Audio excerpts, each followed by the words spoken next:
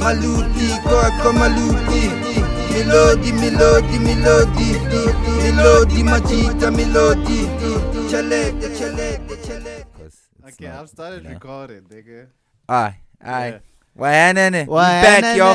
The chillers game is back. The shit game is back, yo. The sporty game is back, yo. What happening, bro? What's happening, boy? I'm out here fit.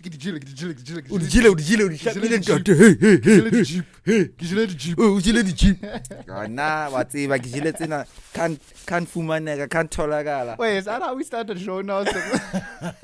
I don't know. Maluti Podcast, we do what we fucking want here. It is what it is. It And is he's what it right. is. Welcome back to it, guys. It is the one and only Maluti Podcast. Hey yo. So Why our third episode now, I believe. Yeah, man. Shout out to everyone that was somehow able to sit through our whole 2-hour episode last time. Yeah, that was a long That was one. a long And it took us forever to make it, whatever it is. Yeah, Because it kept we the were camera. we were dealing with all sorts of. The cameras were shutting off. But if you listen to the subjects that we were discussing, I feel like Yeah. we might have been sabotaged. You think so, boy? You never know. You never know. You never know. You never know. Dog. Yeah, But I hear anyways, you, my how have boy. you been, dog? You good? I've been great, dog. I've been great. Life is lifing, you know.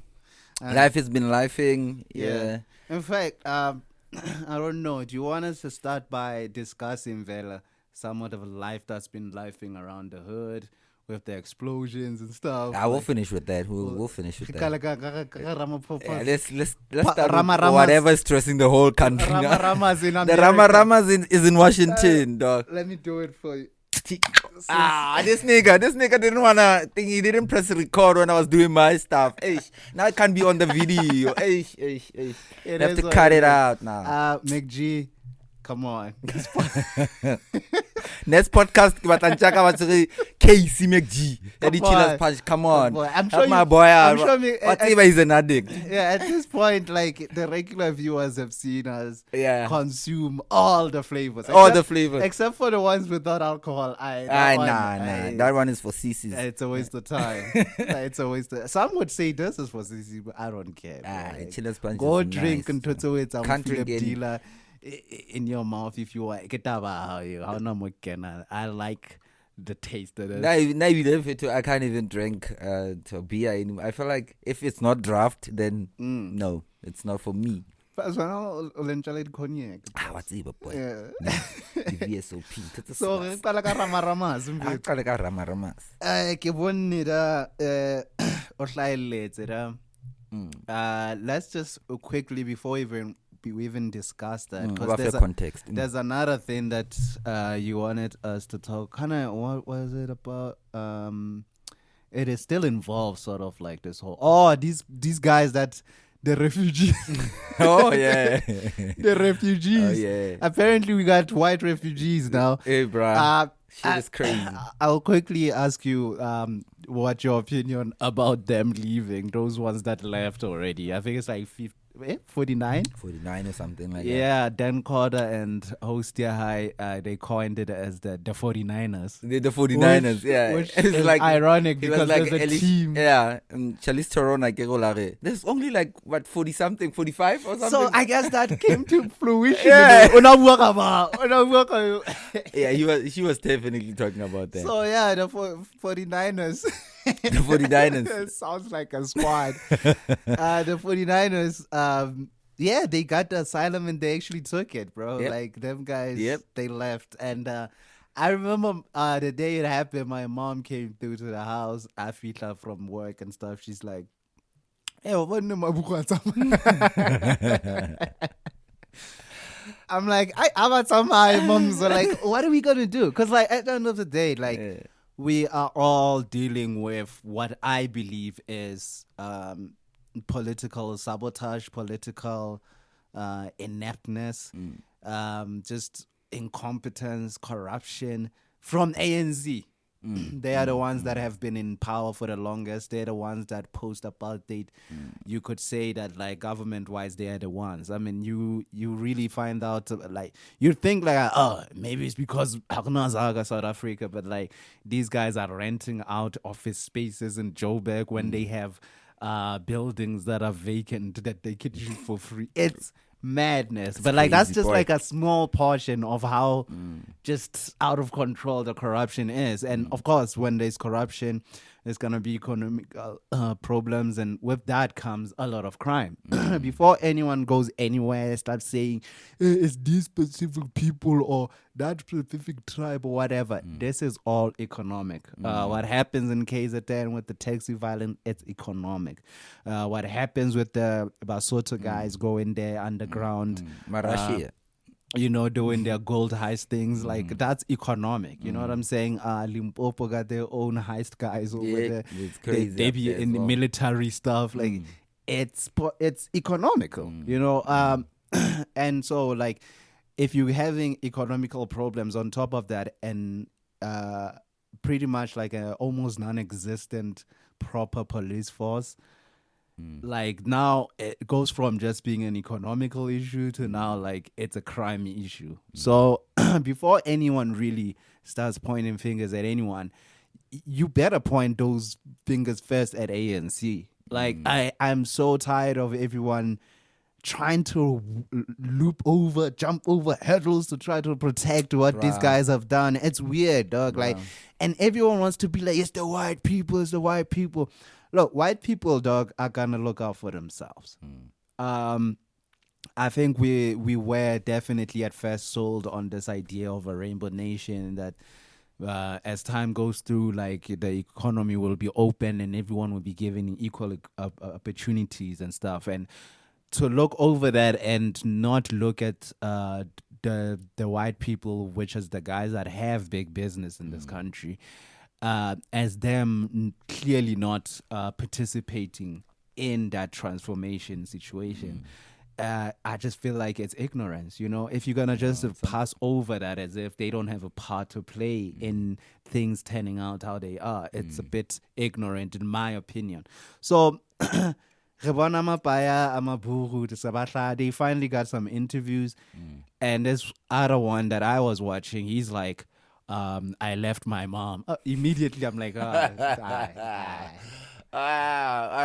left my mom. Dog. And then what? He left his mom, he left his dog. I think he said like he left 2 dogs.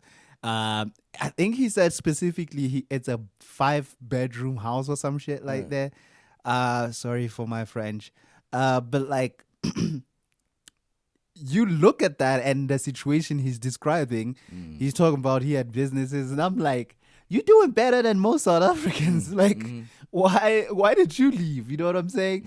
And then I'm also hearing there's some stories where someone is like, I know one of them left because Basile Matata for sure. Yeah, so banali koloto babale taba tsa bona. So it's a whole, but of all the guys that I've heard from, it's not a genocide.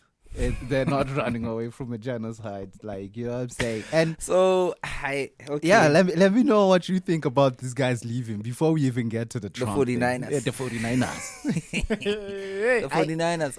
In South Africa, I land. Firstly, I just had to say. Firstly, now I give him a farewell. 49ers, go well, farewell. Go well, go Shell. You remember that advert? Go well, go Shell. Yo, so I feel like if any Afrikaner people want to leave South Africa, they're free to do so. No one is holding you back. You know what you are going to do there. Maybe, possibly, you have your own agendas of leaving, but you cannot say you are leaving here because of white genocide. That one is completely utter nonsense. Okay, like, let me put it simply. My nigga here is trying to put it, in political terms nicely for y'all. But hey, I'm here to tell you, like, if you wanna go my sister, go my brother. There are people that are willing to stay, Afrikaner people. No, I'm not talking only about Afrikaner people. Any form or type of South Africa, whether black, Indian, brown, blue, green, you can leave. Black, you can leave. It's fine. We'll stay. We'll stay here and and try to make things better here, because we understand that we can never run away from our problems. We have to face them head on.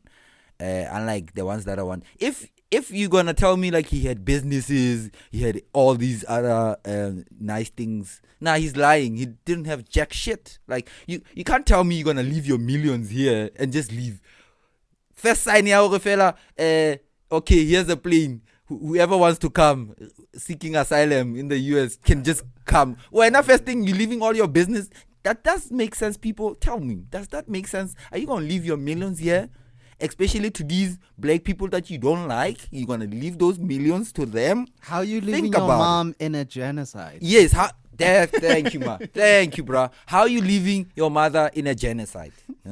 So I don't want to hear none of them talking about they left South Africa because of genocide. Hey, wara. They have been killed. No. The court have proven to the rest of the world that there's no such thing. We are all in in crisis. I don't want to use other terms because of ANC.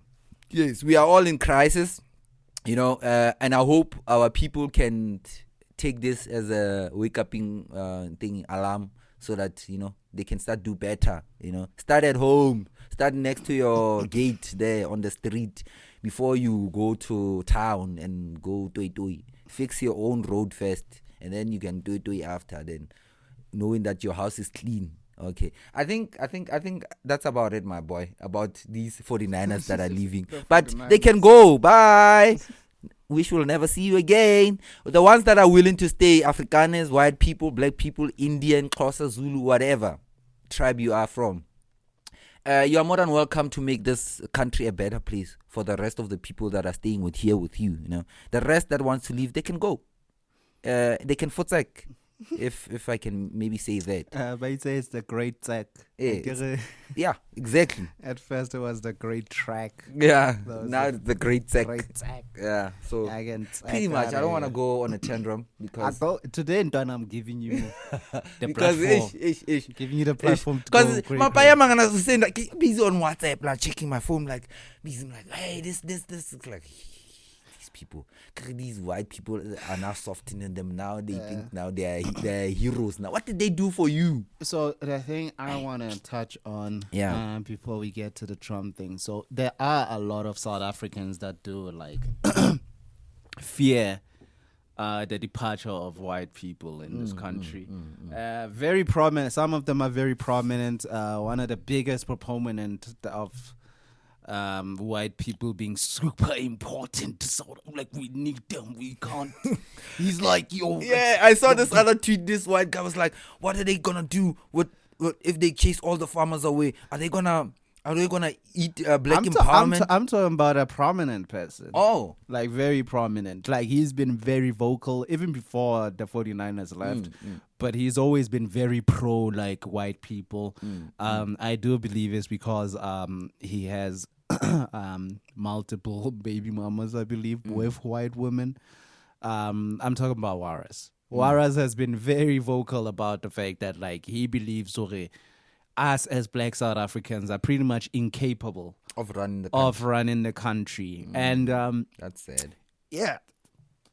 Because when I see a person say that, like it exposes a couple of things, right? Like it already shows like your allegiance, whether he would like to, because like he's always been very weird about just where he falls under. It's a bit of a identity crisis, if you could say. Yeah, he is. And I was about to actually explain. There's almost like an identity crisis with him, because at some point he was out here talking about he's an ex-colored, right? Like colored, sort of like the weird Penwell thing of Oxalem Zulu, like, and I'm just like, guys like these, like, because like I respect Waris, I like this guy. I don't have any bad things to say about him, but I'm just saying when people say stuff like that, and you as a black person, you take that in and you find nothing weird or wrong about it.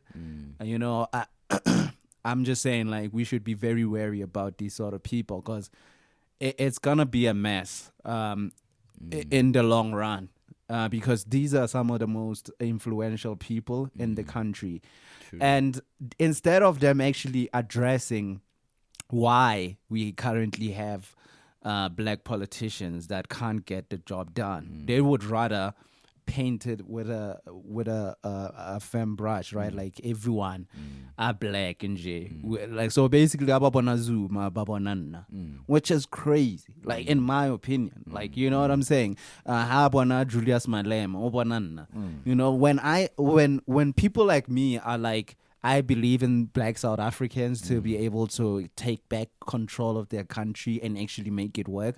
I'm not talking about Bozum. I'm not talking about Malema. You know what I'm saying? I'm talking about the logical, a few like sparks here and there. A very good example, I believe, right, is someone like Vuyo Zongula, right? Like, I'm talking about guys like that. I'm talking about the mayor of Tshwane, this woman that's been doing amazing stuff, basically documenting every single movement she's doing. Checking these foreigners, checking these businesses that aren't complying. I mean, dude, like, those are the people I'm talking about. And like people like Waras, right? Like, they look at these guys as like, this is the all we got. Or when you get black people in government, they all turn into this. And I'm like, this is such utter nonsense, because they even go past the fact, like, the apartheid government itself was corrupt. You know what I'm saying? Like, yeah, like, they did overall do amazing things for their people. But even there, they were still not like these perfect Develop. What were you trying to say?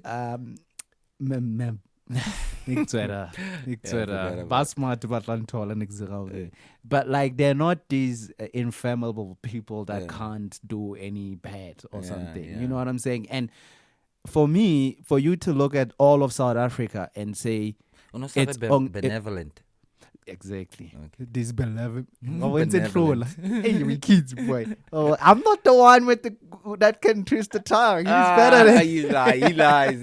He speaks more. Turns out he does that happy better than me. But like, when I look at that, I'm like, so you telling me, Hore, South Africa, we are so incompetent as black people, all of us, that we need this 8%.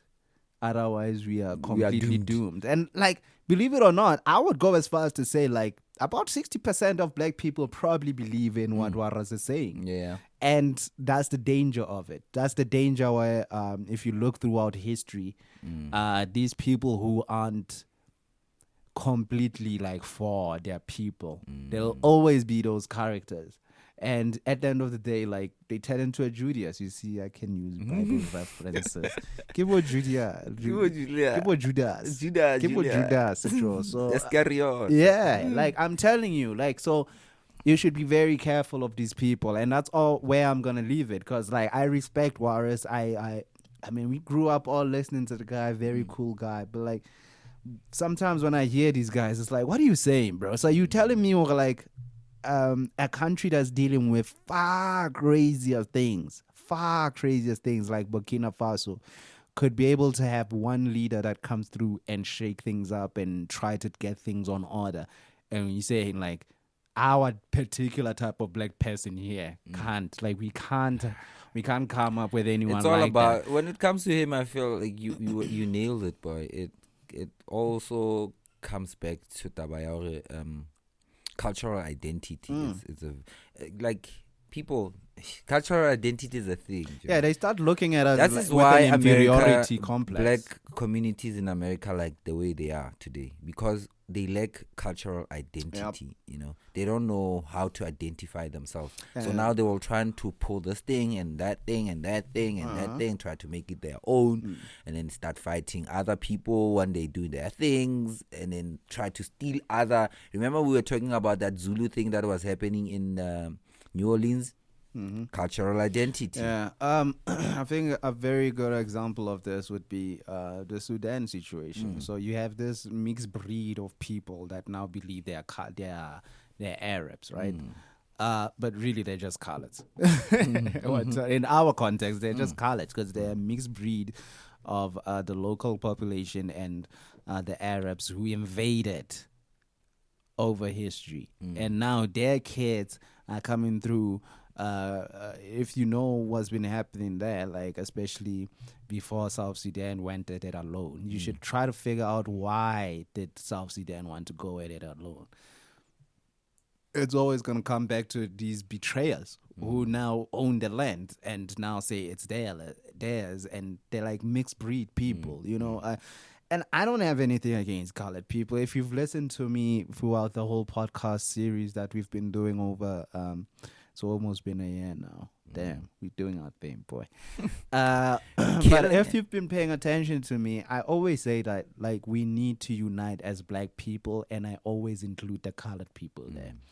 Now, some people may be like, include the Indians too. I'm sorry, but like I haven't seen anything that from the Indian community that suggests that they could be able to stand with us if ish hits the fan, like they did back in the apartheid days. But even in the apartheid days, how they did it was because of just seeing them.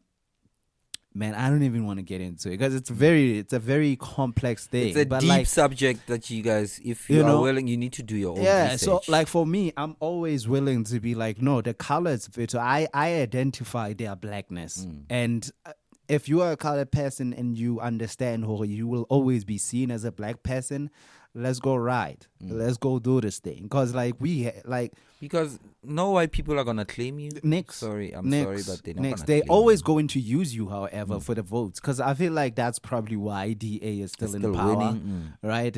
Over there in the Western Cape. So for me, it will always go back to that, bro. Like those people when they talk, be very careful because they are scared. If you ask me, when I hear Warris talk, I feel like he's scared of proper black leadership truly taking over.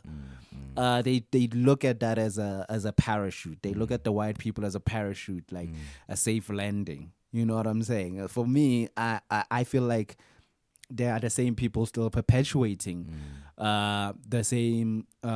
They want the structures to continue the same way they've always done, because they could have played a major role in transforming the country if they were willing to play ball.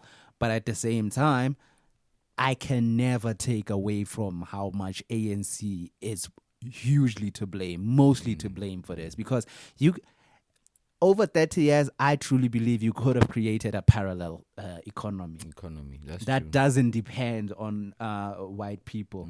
From the jump, they should have given the proper black people the right economic tools. Burkina Faso, Niger, and Mali are doing it. Yeah, and it took them about 2 years. But the thing is, they want to enrich their cousins. And what my cousin is incompetent. Cousin, I'm not gonna call a ShopRite. No, but there is a Let's black be person factual. that can do that. Yes, there is. Like, there is the this right thing person. No, just because your cousin couldn't do it now, it means no one can do it. That's madness. And this is where we end up with certain people having weird inferiority complexes, talking about if the whites go, we are done for. No, we are done for. If the right leadership steps up and we get rid of all the stupid incompetence that is just perpetuated over and over by ANC, there's no one else really to blame. EFF hasn't been in power. DA hasn't been in power. Like even now, bro, like the majority of the decisions, the last decision is still stamped from ANC. Superman, but it's ANC, bruh. I don't care. You thought Zuma was doing a great thing. No, we don't get to this point if Zuma did a great job. We don't get to this point if Mbeki didn't leave a certain faction of ANC feeling some type of way for them to then usher in a Zuma era. It's all ANC. Whichever way you look at it, if you hate Ramaphosa, you should hate Zuma too. You should hate Thabo Mbeki too. The one person I refuse to really blame, even though a lot of y'all are willing to say he's a sellout now, is Mandela. The guy. But Mandela was there to help you guys out of the mud. I feel like you guys are out of the mud now. It's up to you what you do. Yeah, like that. It's literally that thing of like you can take a horse to the river to drink. You can take a donkey to the river if the donkey doesn't want to drink the water. Won't drink. This This nigga. Anyways, like Ejwalo, like Mandela brought us there. And now that can't drink the damn water, like Libatla blame yena. It's insane. How are you gonna blame a guy that was in charge for like what, 2 years? He didn't even do 3 or 4 years. Like he didn't do a full He term. was tired already. Come on. It's crazy. He did Y'all wanna blame 27 that guy years now. in prison. ANC was still standing. They had healthy people. They had Malema jumping up and down. He was very corrupt. He though. was very fat though. Yo, I remember those lie. days. He was, the ANC youth league days. but of he was saying Malema. the right things. But like at the same time, it's like that's still for me not the right leadership. We need calm, cool. Like if Usaplana kwela nembuyiseni asagananto like yo, like I feel like they're being harsh on Ramaphosa because some of the stuff that he's saying is like it's quite some bold statements on Tola. And I agree with him, but like Ramaphosa doesn't stand on that. That's not his like that's like 1% of my Ramaphosa. The rest of him is very exactly corporate talk. And I guess we should jump into this now because that's what happened with him and and Trump with the meeting. So let's jump into that straight away. Let me give you the context finally. The president of America, Donald Trump, invited because the guys did request, and you still have to be invited here like a vampire, like Spring League. So he came through, and they had the thing, and a lot of people were expecting it's gonna be the Zelensky situation where it just becomes chaos over there. But it's weird because, like, as I was watching it, I felt like I'm watching two people that's exactly the same. Exactly the same. Like, the sort of way they just don't address things. Like, Trump doesn't address anything. He just says what he believes Same as Ramaphosa. or what he's there to say about what he won't actually add on to anything. Exactly. Same as Ramaphosa. Exactly. So throughout the whole interview, he was being given questions, but he was already diverting. Yeah, he had things that he was ready to say. Like, this, no, actually, the reason why is because of this and this and crime, whatever. But what are you doing to... Okay, carry on, boy. Find that context. But yeah, for me, that's how I looked at it. Like, look, bruh, like... Because some people are saying, Ramaphosa got exposed. Someone's saying, Trump got exposed. But like for me, I'm like, as a country, we got embarrassed, and Ramaphosa, nothing happened to him. If you know Ramaphosa, that's exactly what you should have expected. He was very calm, cool, and collected when Trump was doing his nonsense. Some people say it looked like he's being he's almost like avoiding things. I'm like, dude, he's just laughing. He's laughing. Ramaphosa has been... You guys forget who Ramaphosa is. Allegedly the guy that did the Marikana thing. He's the one that gave the go-ahead.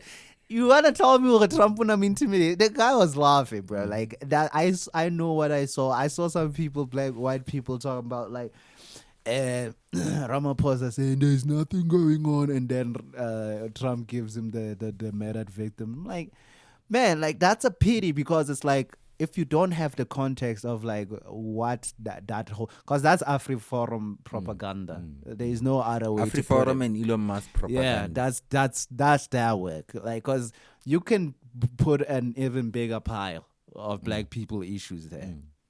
Way bigger. So for me, like kind of having my opinions of what happened. I see a lot of people are happy with what Rupert had to say, because he did, unlike, because when a white person says like, yo, there's a problem with foreigners, it's suddenly not xenophobic, so whatever. But a lot of people are saying he's saying a lot of stuff that makes sense, and I'm like, yeah, he's saying a lot of things that make sense for big business. I had the other white guys as well, like yeah, they're saying the right things for their people. And I'm like, so you telling me if the crime doesn't get so out of control that it starts bleeding into white people and becoming an issue there, no, this meeting wouldn't have happened. Like, no one was gonna speak for us, because it's like, where were the Johan Ruperts for us when we are getting slaughtered way more than white people? No one is there. And that's my takeaway from it. Like, I don't want to say I admire white people, maburu for but like I get it. You know, they got their people that can go there and really be like, look, matters are They got heavy. their main guy in that office, which is Elon Musk. Yeah. So to push their whatever. But even their biggest business guy, can our biggest business guy really go out there and speak for us? Who is our biggest business guy? Nah, he doesn't involve And that's the himself in thing. such things. Rupert Yena guy.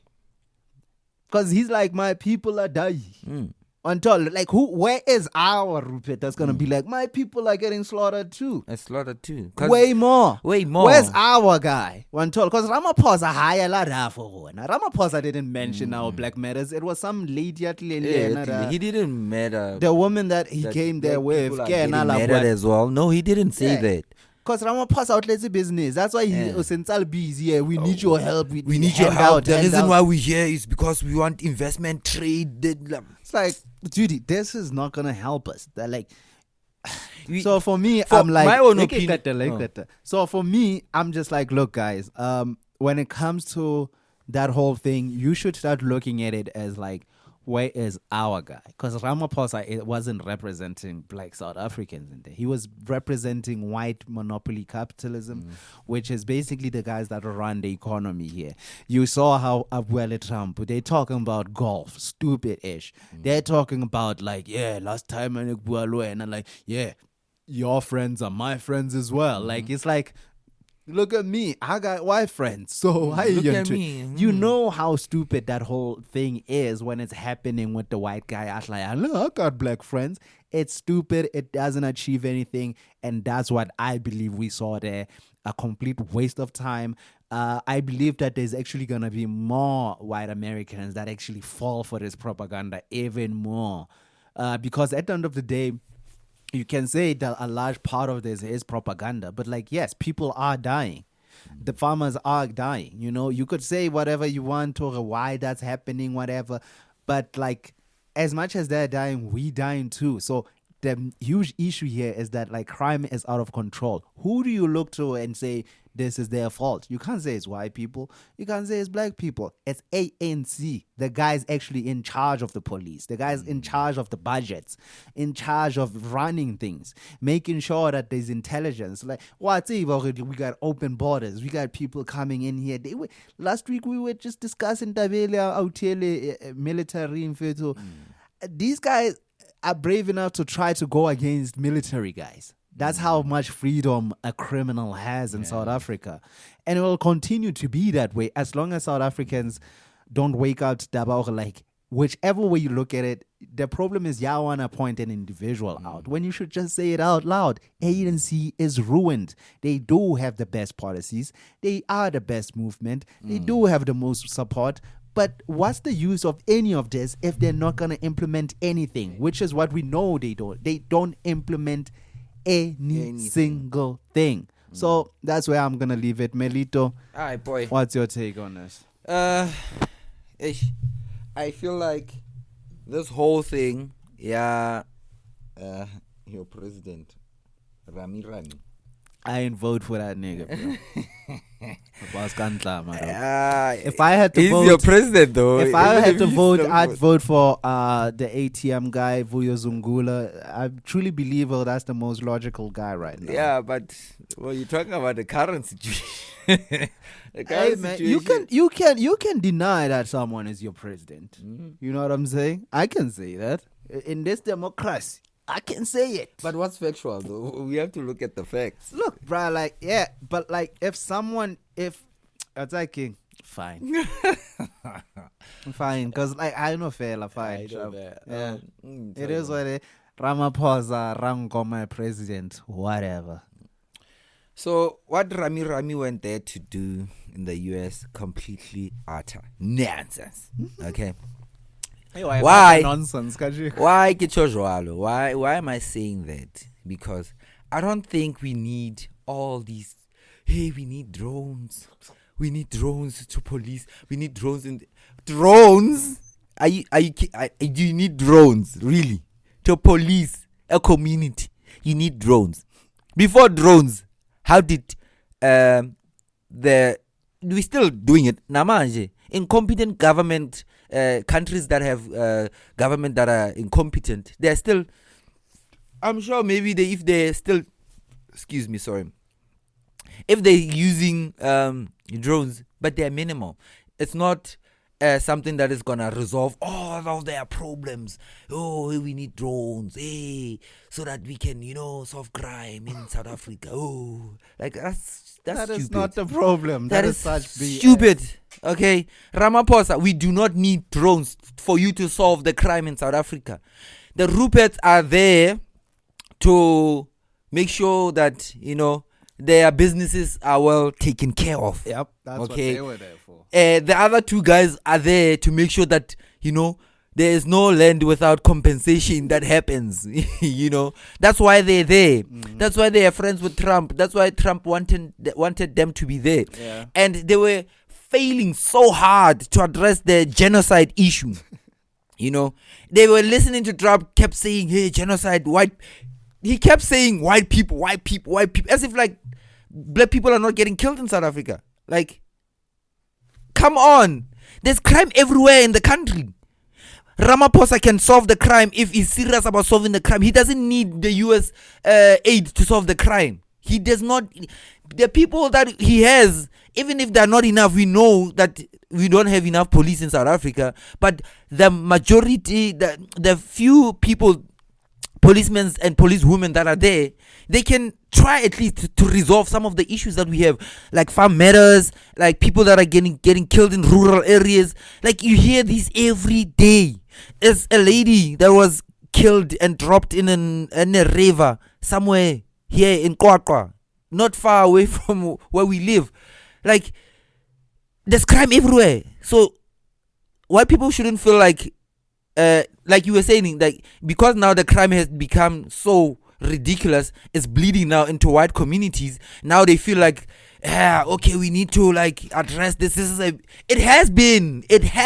Wake up, people. It has been an issue ever since. The problem is because now it's bleeding into white capital communities. People with money now, they're trying to now invest. They're trying to now, cater their communities, make sure that this crime now is getting out of hand now. Hey, we need to call Elon Musk. Elon Musk needs to talk to Trump. Trump needs to address this issue. We're getting killed here. Where? Black farmers there's livestock theft everywhere in black communities. I go to one of their meetings. The people from Lesotho were here. They're saying that the criminals from South Africa and the criminals from Lesotho are working together. The criminals are working together to make sure that they succeed in whatever they want to do. But our governments, they don't see a need for them to correlate or work together so that they can stop part of people from Lesotho or people from South Africa going to Lesotho and steal, and people from Lesotho coming to South Africa and steal their livestock. So you are not called a farmer because you have hectares of land where you plant your maize or your sunflower or whatever. If you own cattle, you're doing part of agriculture, you're also a farmer. You are also a farmer. If you have only cattle, you're also a farmer. Like, black people mostly don't. I know in black communities, black people don't like planting. Like, they do, but not in a larger scale like white farmers. Okay. You go to our communities and you don't find trees, bruh. In Belfast, but when it comes to livestock, yeah, they're not really there, but they're there because why? What if they start trying to build? They come and steal these people. They come and steal their livestock. How can they grow? There is crime everywhere, and Ramaphosa didn't address how he's gonna solve the crime. Next. He did not address that. I didn't hear him say, listen, I'm gonna do this and this. He wants a foreign fucking country to come here with what? Military and what? Guns and what? But Reza, what that you guys can't do. Exactly. It makes no sense that to me. Your government, your incompetent government Aye. is doing all these things. So if, like my boys was saying, if you want someone to blame your government, your current government, ANC. Blame ANC for all these 35 everything. years. They have been doing nothing for y'all. Nothing. They've been not doing anything for y'all. If you want to complain, go complain to them. Don't complain to white people because they are the ones letting white people do all these things. if they have the freedom of, taking that majority of the economy, it's ANC letting them do it. Because they filling their pockets. Do you think they're gonna, run after them knowing that their pockets are full? No, my sister. No, my brother, they're not. So y'all need to wake up. And the other thing is, I know that one rubbed me wrong. As a Afrikaner person here in South Africa, you are not allowed to call any African an alien. You are not, because you or your forefathers don't belong here. Yep. You are not allowed to call any black person from Africa an alien, because you are the first alien that came here invaded. And we don't care how many times you guys have to claim like they're African. Like, there's no such thing as a white African. Watch what as much you say. As like, watch dude, what you they say. will Because those people have guys, more rights in Africa than you are. They had fucking signs all over this country talking about Europeans only. Beware of the natives. Today they want to claim that they're African. They're Africans. No, you're not. You are African. European. You guys are European, and you guys will always, by us, trust me. Trust me, you as will much always as be. my Nigerian, my Zimbabwe, we live white people, we are not ignorant about these people are not South African. And they'll never be South Africans, because if they wanted to be South Africans, they could have proven it to us. It's been 30 years now. It's been 30 years. They've been holding a majority of the economy into their hands. You see, and but like where I don't have a problem with white people complaining, they have every right for. Hey, we feel like we're getting killed as farmers, whatever. Of course they're gonna frame it in their way. Okay, it's our people. Hey. Anyone is allowed. If your community has been terrorized, you should be acting like Maburu, going out and making noise. Okay, something must be done. That's right. You're supposed to do that. Where I have a problem with them is this thing. Like, no, land seizures without compensation. You know exactly that. But the constitution protect. And the ANC isn't so strong that they can make lands. Like, dude, you understand, no? Like, certain things have to go through for that to happen. You think ANC is competent enough to do that? Suddenly they'll be able to do that. They can't solve anything. They destroyed infrastructure. They've allowed also. They've pillaged everything. As we speak, they've left Guademantage as acting president. Imagine leaving Guademantage as you think those guys would suddenly be able to handle land expropriation? Let's be serious. So in conclusion to that, like, there's no white genocide that is happening here. Stop that nonsense that you're busy spreading around. And I feel like there's a black genocide happening. Yeah. And it's caused by ANC. Yes, correct.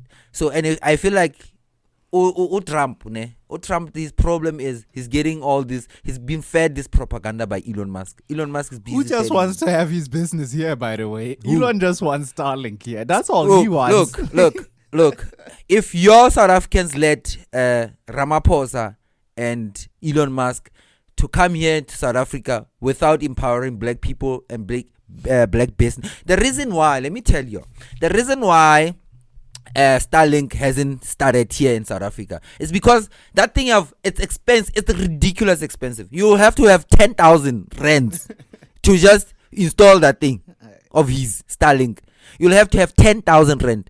Like, we are barely surviving at 370, 350 here in this country. Where do you think black people are going to get that 370? Why people are just looking out for themselves? They know that, we're going to afford it. Rupert Sensaren, he wants it to be installed in like in police stations. Basically, who's going to pay for that? Yeah, they want to install it in like clinics and all this stuff so that they can be able to be like, government is supposed to pay for these things. Who do you think government is going to take money to pay? Your taxpayers' money. They're going to use your taxpayers' money to make sure that Elon Musk's pockets gets bigger. Because he doesn't want to implement black empowerment in this country. Vodacom is doing it. MTN is doing it. Cell C is doing it. What's making Elon Musk so special? Yeah? Tell me. Why is he so special? Why can't he just be taxed like normal businesses in here in South Africa? Why does he want exemption tax when it comes to his businesses? He's not special. Yeah, he's from South Africa, but he can stay there. We don't care. We don't care. He can stay there in America. We don't care. We don't want him here because all he's been doing ever since he left the country is talk shit about South Africa, talk shit about the leadership. And you can't tell me someone that lives in America knows exactly what's happening here, because all these racist Afrikaners and white people are gonna feed him all these racist talks. Now he's gonna tell the rest of the world that, hey, there's white genocide. What genocide? For who? For who? Stop that nonsense, man. And bro, seriously, fuck all of y'all that truly believe that we need white people. Fuck all of y'all. They can go, man. White people have been doing shit for us for the past, I don't know. They've never done shit for us. How can you say we need them? This is so crazy. What have they done Why for let's you? take Spanish the white spaces, Lord? You don't use those white spaces. Because everything that's functionable, it's in their areas. In their communities. Why can't you look at ANC Hey, on white some people like, have- so you what have can't they achieve done? this? What have they done? If you can't achieve what those idiots are doing over there, says ANC, this is the only solution. And alone at youth will busy more than Malema is the way to go. Joe, right now. You guys, Malema can't stick to one gun. You guys don't understand. That's his problem. That's why people won't vote for Malema. Malema can't stick to one gun. How long has this been flip-flopping? Today, sorry, my bad. Today he's saying this. Tomorrow he's changing his statement. Yeah. So now you're gonna follow a leader like that that always changes his narrative every 2 minutes. Excuse my French. Every 2 seconds he changes his narrative about how he feels. Is that a competent leader? Tell me. And the disrespect that he has for South Africans, that's mostly the reason why South Africans won't vote for him. I always say this thing, and it's very offensive to some people. But it's just the truth. And it's part of the problems that we have in this country where because people are all about this superficial respect and they're acting as if there is some kind of dignity that we are living through right now. There isn't. I'll always say it proudly. Ngwana e leng hare e leng hore moa hae ha nyalua wa mo bona. It's unfortunate. I wish you wouldn't see stuff like that. But wa e bona. Ngwana raised doing ngwana ke mtswadi one. Wa mo bona. I've been raised by my mom for the longest of years since my dad passed away. And yeah, I can tell you that's a huge disadvantage. And so guys like Malema, look, I mean no harm by this, but like you see it in his insecurities, the way they handled Mbuziseni, I felt like was very clear. Like, this guy's so insecure. And he can't handle certain things with maturity. Why? Because like he never had a firm hand right there. You know what I'm saying? And it goes both ways. Like, Ngwane Longa is raised by only the dad, it's a problem. Ngwane Longa is raised only by the mom, it's a problem. So, as a South Africans, we need to bring back shame. This thing Yamajita is able to, when they're out here with these girls, but they're able to get away. Get away after they've created a whole human being. Who's paying for these grants and all these things? Do you think these things are helping this country? Yeah. Because I look at it from like it's a long string of just incompetence that keeps giving us leaders like Bumalema. You know, this thing us in the communities, like I literally live next door to a woman that's just, she's a gambler. She keeps making children. Her own family members have problems with her. They can't stand her because she's just... There's certain people where like they don't care about certain things about life, and this country has allowed it that those people can thrive. Those people can have a voice. Those people can go on without feeling any shame, because but you have to understand the results of these people having this pain deep inside of them. It's gonna affect all of us. So next time, how born there's kids out here, but cheeky, whatever. Like, yeah, it's time for us to be the boring adults. It's time for us to be those guys that, you know, back in the days, dog, no guess what feet like I see a auto check like who's this? Who's this? But now you have situations where like you see but like you never seen even a car if it like maybe that's the baby daddy. You never see that. It's a shame. It's gonna produce more Malemas And disrespectful people that can't discuss politics in a calm manner, that want to influence people to be violent, that want to influence people to be rowdy, and that doesn't solve things. You can be way more deadlier to white monopoly capital by using this. by using your brain. Yeah. You know what I'm saying? And so, like, for me, that's where I'm going to leave that, because I'm just like, South Africa as a whole, your whole system, your tribes are bullshit. Let me conclude. Your communities are bullshit. You guys need to restructure that whole thing. It's not working. It's producing BS leaders. And you guys keep falling for them because let's and that's just the truth of it. How say Boni? Jaloka King said so, would always say, Hangazi if one tolerator or on tolerate. So, in conclusion, boy, Trump, Americans, we do have, I know it's mostly likely an American is going to watch this, but just in case. Americans, we have laws here. We have a constitution that works.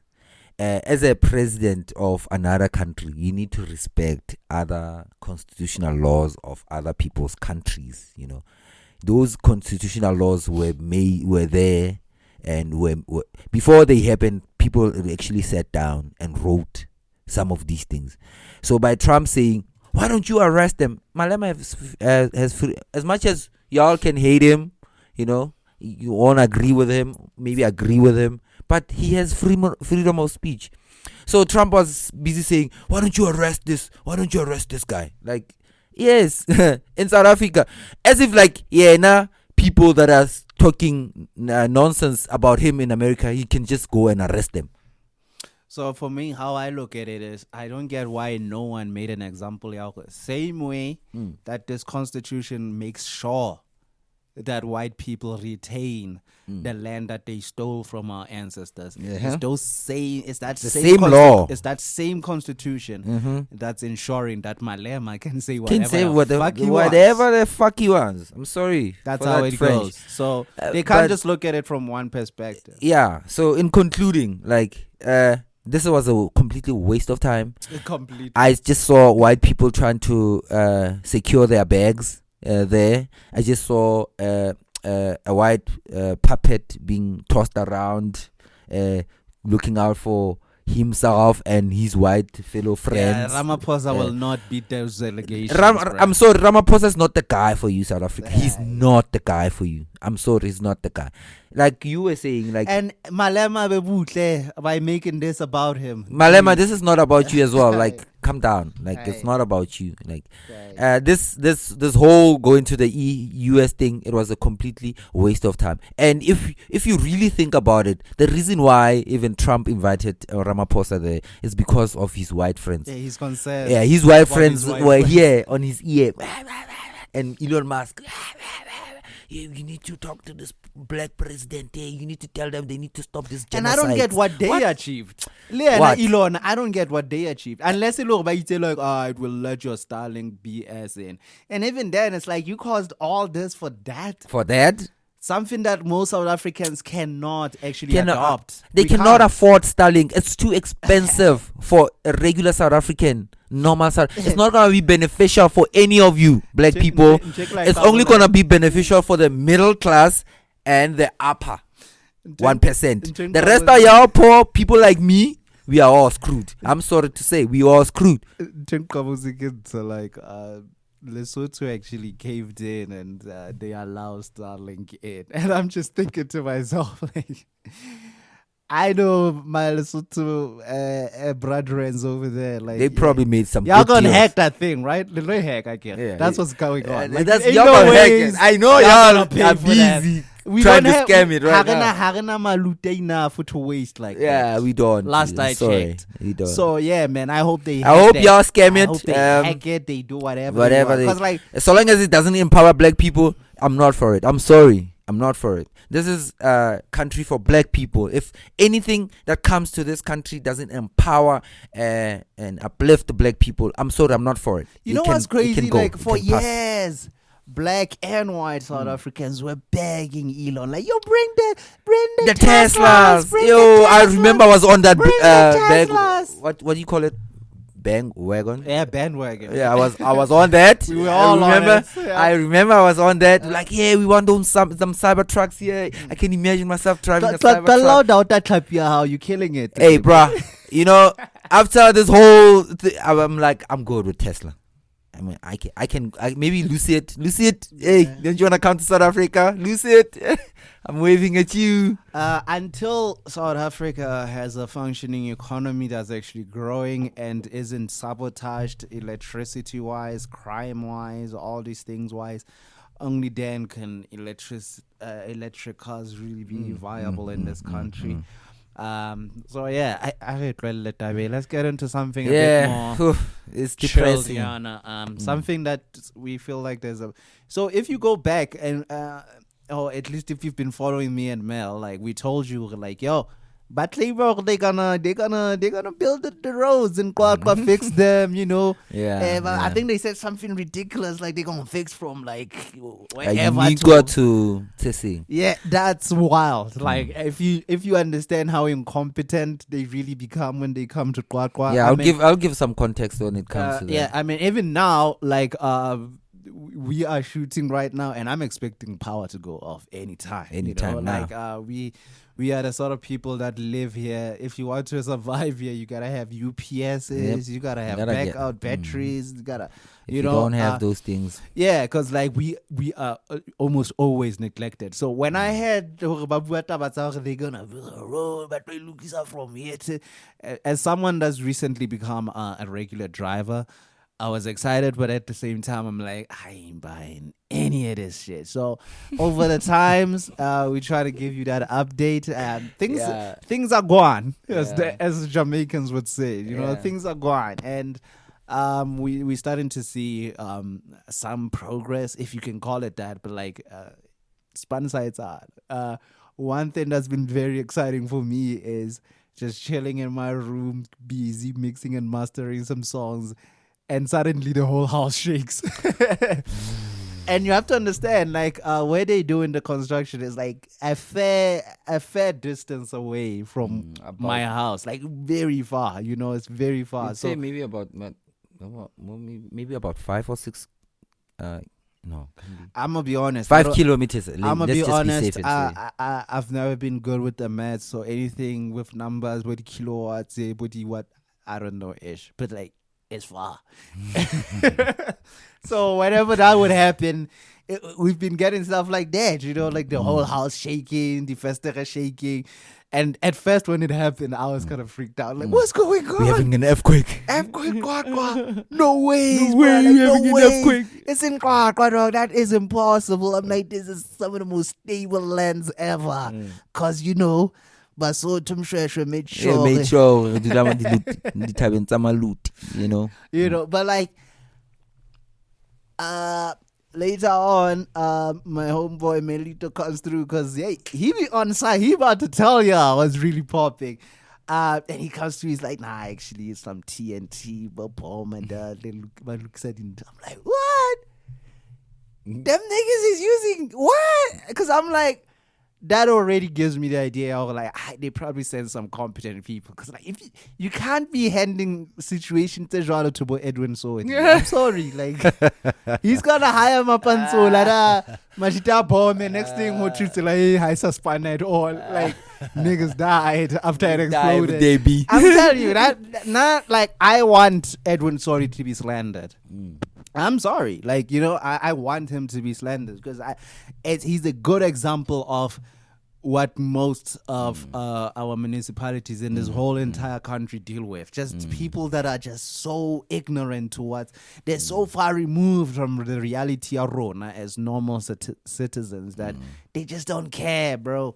They don't give us flying ass. So I'm like, whoever, you know, ain't no way you're gonna just pick up some guys and give them bombs, okay? They have to be qualified by time. So I was like, I you know what? I'm still a bit skeptical about them fixing the road from there to, like, you know, but I'm like, Scotto will eventually be fine, I think. Like, you know, because that's what we call that is like a huge steep, like, you know, like, because like QwaQwa is very, I love it. Mountainous. It's very, so like it's a lot of roads that go deep down, like, you know, and go up. Like driving in QwaQwa is very nice. Like I just think to myself, like, damn, bro, like if we had proper roads, like. And explore, you would just explore QwaQwa, go to so. We're about to have them for few years now. Yeah, I think that's what about it, and it's a great timing too, because we're about to do a lot of content creation. Yeah, and I'm about to buy. But yeah, man, like that's the situation that's been happening. They actually are. I'm sure, like, if you guys want to tell us if we're now or wherever, you know, in QwaQwa with the belt, tell us, like, if there's any actual roads being prepared, is everything really going? Because on our side, things are happening, bro. Like, that's all I'm gonna say. Like, hey, I was skeptical, but like it looks like things are actually happening. You know what I'm saying? Still a huge problem within, like, because you look at TEF, right, which is like a neighborhood that's literally just next door to us. For some reason, I don't know who was in charge of them, but like they prioritized actually getting a working road for them. For us in Makene, bro, like, and almost everyone has a car here. It's kind of crazy, dog. Like the things we have to deal with when it starts raining, it's, you know, I see it's always stressing my mom, and she's always complaining to Mell about it, as if Mell can. They don't give Mell the budget, mom. Relax. But like, yeah, man, like stuff like. I hear how complicated. Yeah, man, it's very frustrating because you like, man, like. It's a very nice neighborhood. If you know my name, bro, like it's not like you find hearts here or something. Like, no, it's proper brick houses. Like, but like we don't have a proper road, bro. Like we don't have a pavement or one of those ones that it's and stuff. Because I think that's the one they got in Tefo. Leona, it's not completely completed. Yeah, but at least now they have some sort of a road that connects everyone living in that township. Yeah. So hey, man, shout out to Vateful, Vatabo, because they got one as well.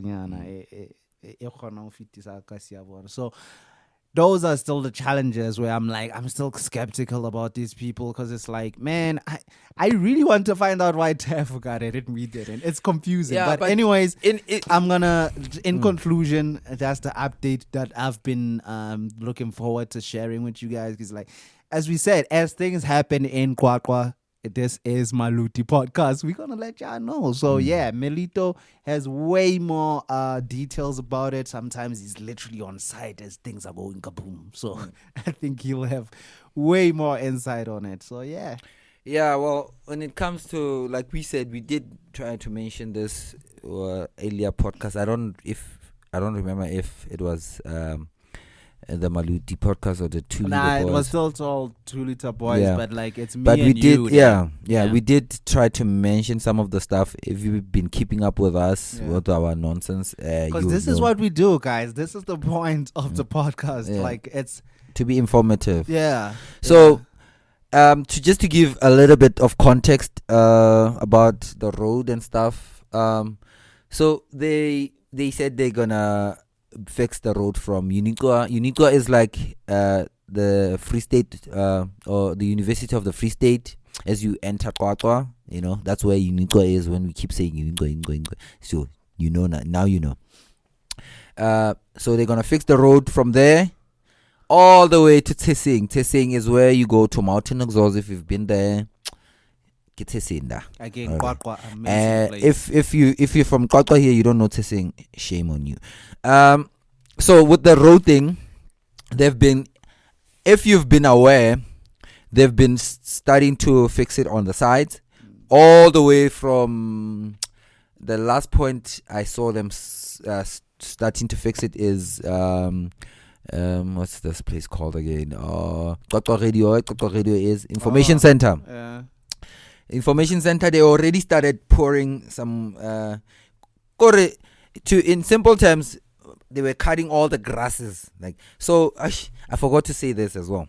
So all the big roads in QwaQwa, Sedili under Sanral, right? Sanral is the company that takes care of big national roads like N3, N1, those type of roads, like the big roads. So ke bona ba se ba inkile charge ya longer roads around QwaQwa, like meaning tsela ya Namahadi. If you're from QwaQwa, you'll know it. Tsela ye tloang Inikwa all the way to Tsesing, Yabalata, and few more others that maybe I might not mention now. So they are taking care of those.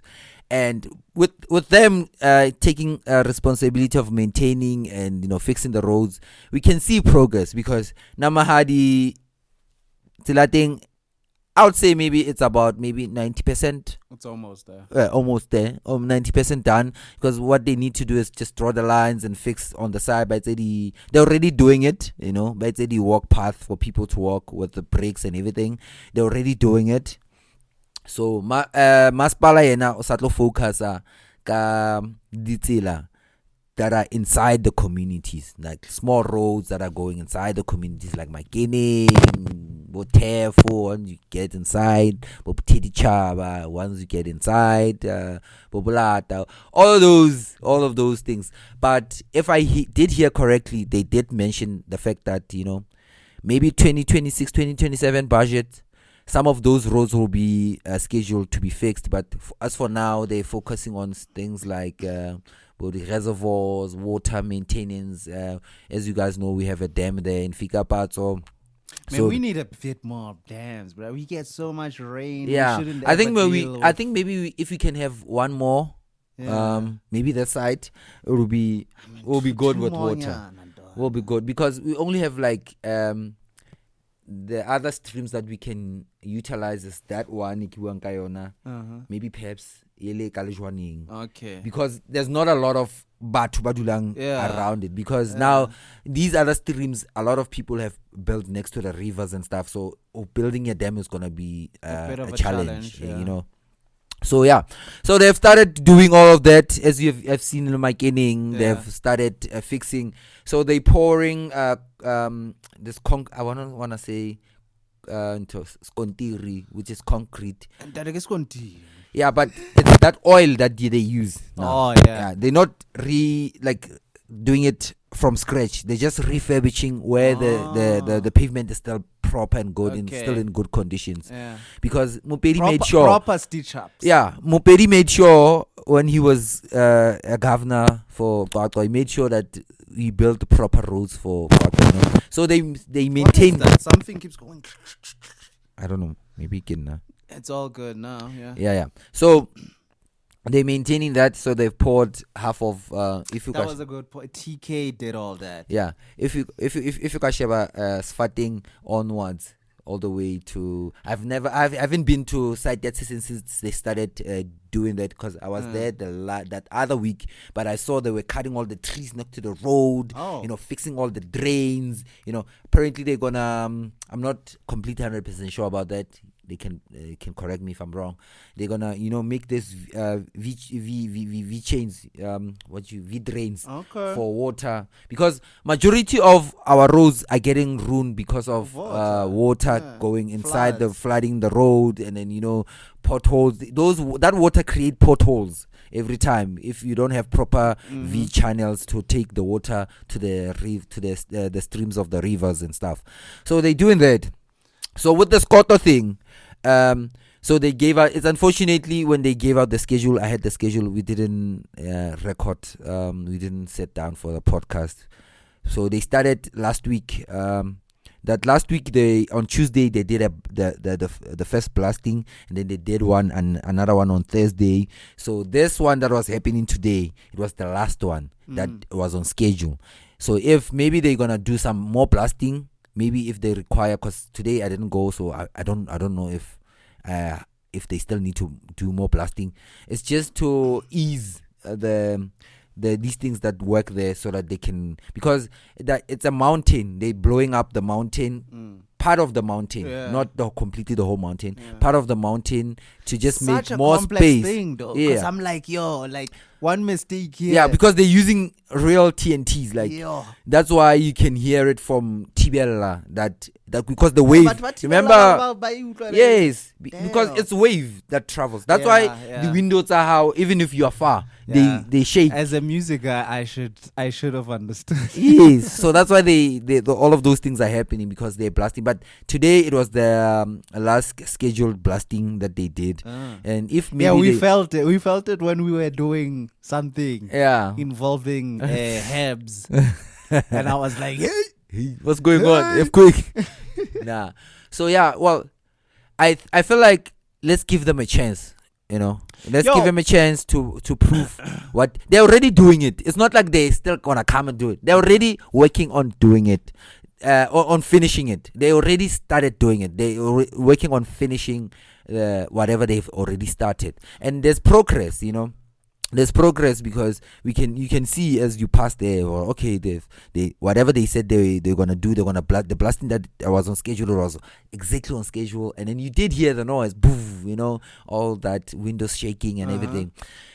So let's wait and see what this maybe if this is a good thing. This is a great start for QwaQwa. The municipality also made some free more promises. If you went to one of their meetings when they held one here in the community hall on the 13th of what the month is now, May. Right, they did talking about the budget and the things that they're gonna do. If you were there, of course you know what they were talking about. But if you're not, so it all has to involve with the budget, fixing minor things, electricity, water, the roads, they are all part of their budget. And then, let's give them maybe a year and see what they go. Who's to blame for this? Who's in charge? Because I feel like they deserve some flowers at least. Yeah, I feel like the mayor. Who's the mayor currently? Shit. Just don't tell me it's that woman that can't even speak. No, it's not. That was such a disaster. It's a completely different woman. I keep forgetting her name, but it's a woman again. Yeah, it's a woman again. Okay. I feel like to add context on that, he did mention when we went for the the budget for 2025 2026 budget draft. She did mention that there gonna be some investors coming from China. And then they did come, those investors. The Feming those industrial places that we have there has so much potential, because it's just sitting there, no one is doing nothing. So she's trying. Like I don't have anything bad to say about her because I can see the effort. It's the same as me and the Tshwane mayor. I wish I remember her come name. to me. I'll give you. We don't have deeps here as the ghost to fact check us. Spoke. So she's really trying. Let's just give her some time. She's really trying because she's trying a lot of things at the same time. Trying to accommodate everyone. Yeah, we can slightly see it in a way. I don't want to give him all the she's amazing, great. No. Let's just give her a chance to prove herself.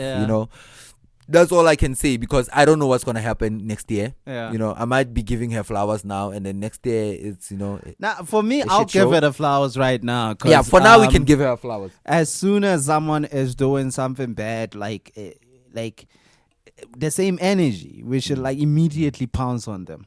So if someone is doing good, let's encourage them. Immediately, but we see the work because that is gonna also encourage you to do more. Yeah. So big up to our mayor. Shout out to her. Mayor of QwaQwa. Next podcast episode will definitely the other parties I know they're gonna be like, she's trying. Give her a chance. Okay, everyone. I feel like everyone deserves a chance to prove themselves. She just started. Not long ago.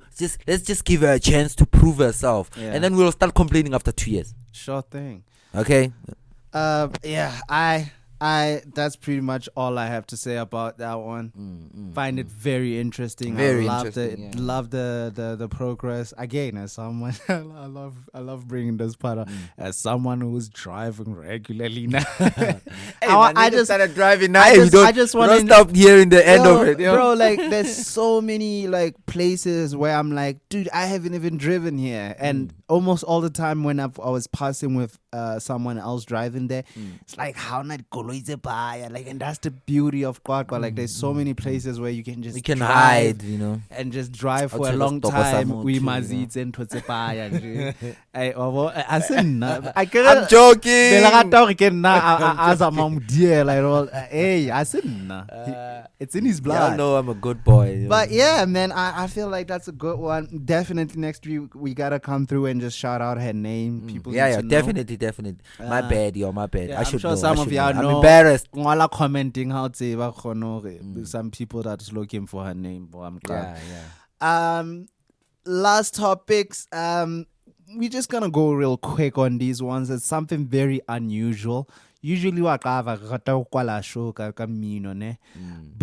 me and Mel have been over a couple of months now. We've been viewing some rather interesting things streaming wise. So Tell them. Wait. yeah, man. I guess I'll start with this series from Star Wars, right? Disney Plus. Mm-hmm. It's called Andor, and it was like in its second season. Now, Andor is a movie born out. Okay, my bad. It's a series. It's a series born out of a movie called Rogue One. So from Rogue One, there was a guy there, and he later goes on to have a whole series based on like his background leading up to the events that happened on that movie. So it's a prequel. And sequel. This one is a prequel. So before the events happen, and a lot of people. Battle of Yavin. Yeah. So if you know Star Wars slang, that's how it goes. So, from season 1 already, a lot of people were like, I don't know, bro. Like, it's just this one guy, Andor. Like, I don't get what the big deal. How can you build a solid story around this guy? Yo. And man, did they? Man, I think the guy, did their job, the director man. is, his name is Tony Gilroy. Eish. Amazing. I put him right up there, Lauti and saying Dune, Kanakmang, Denis Villeneuve. I put him up there, So just the whole thing that got my interest in all this thing is that, like, if you understand Star Wars lore, is that like Darth Vader and all these people are all political entities. If you understand it, right? What is the Empire? The Empire was born out of a coup of something that was a democracy. It was called a republic. The Republican. So, the Republic. Did I say the Republican? So the whole thing is how all that happens is political maneuvering. And if you watch the original Star Wars and all that, you'll understand how Palpatine is a political genius. He's evil, yes, but he's a political genius because he was doing all this in the background without anyone actually suspecting his next move. So what I loved about this movie, it brings it back to that, to a point where it's even deeper than how the Star Wars movies were, the original ones, because I don't like the sequels. I only love the prequels and the original ones, okay? But like, it gave back those whole political things of how this happened. But this time you get to see every detail of how things ended up this way. And what a pleasure it was to just sit through that. And dude, I feel like I can watch it again from season 1. As like, yo, from season 1 it was already this. This show didn't suddenly improve in season 2 or something. Like, no, from jump, again, Tony Gilroy, amazing. He knows his job. And just watching through this whole thing, I got away with so many political lessons, honestly, where I'm like, bruh, I totally get how democracies die. I totally get how it comes to a situation where like so much sacrifices have to be done. And it gave me those season 2 at least gave me these thoughts that are the same as like, man, this is probably how it was. Because like, you don't hear the kids speak about Chris Honey. You know what I'm saying? Like, that's like, there's people like that in this show in season 2 where you like, this is like a Chris Honey. He's gonna get sacrificed for the bigger cause type thing. And I just started viewing it from that lens. And I know it sounds ridiculous, but trust me, I would recommend you start with season 1 if you haven't watched it. Go straight to season 2, and then watch Rogue One, because it's all leading up to that. Now, even if you start with the movie Rogue One, it's somehow still gonna work out great for you, because that's how it is for us. The movie came out first. So most people saw the movie first, and it somehow worked out so great. I was like, bruh, this is such brilliant television.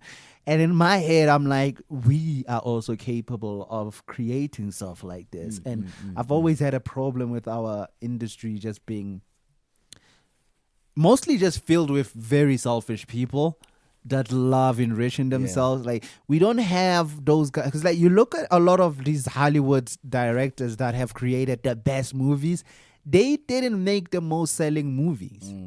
Those movies were amazing, but like they didn't like sell crazy. A good example of this is that a really good example is Martin Scorsese.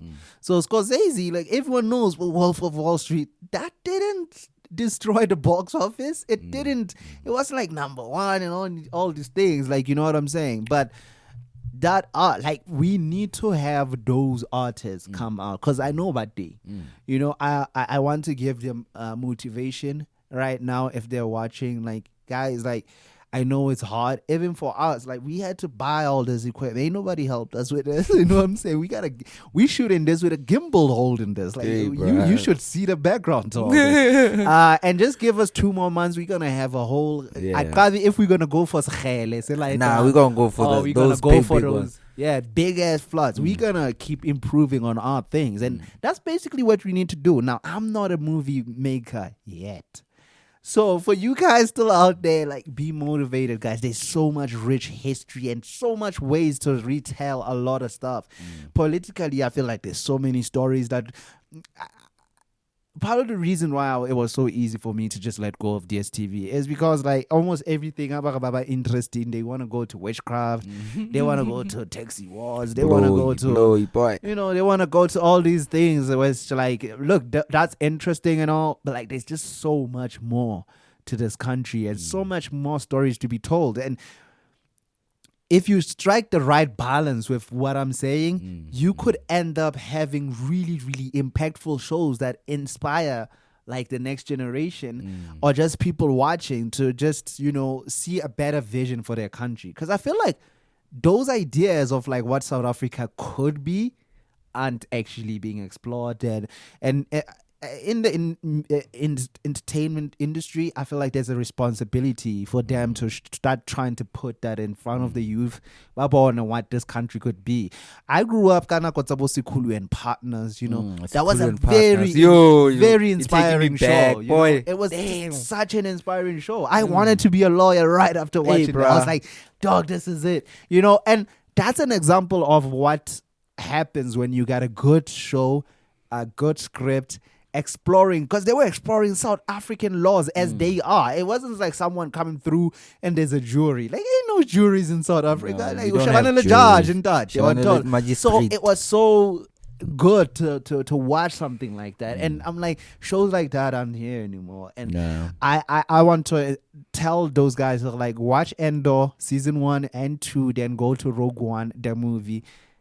It's so worth it that, like, trust me, you're gonna be amazed at how inspired you are to create your own thing after all that. So, like, Melito, what can you tell them about your experience of Andor? Amazing. Yo, I know y'all won't believe this, but I love Star Wars, yo.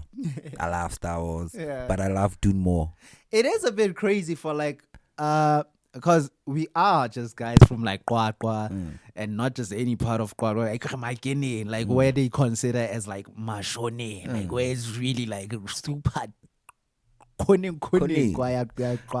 so, like, for us to come out and be like, we major Star Wars fan, and for you to even go further and be like, actually, I like Dune more.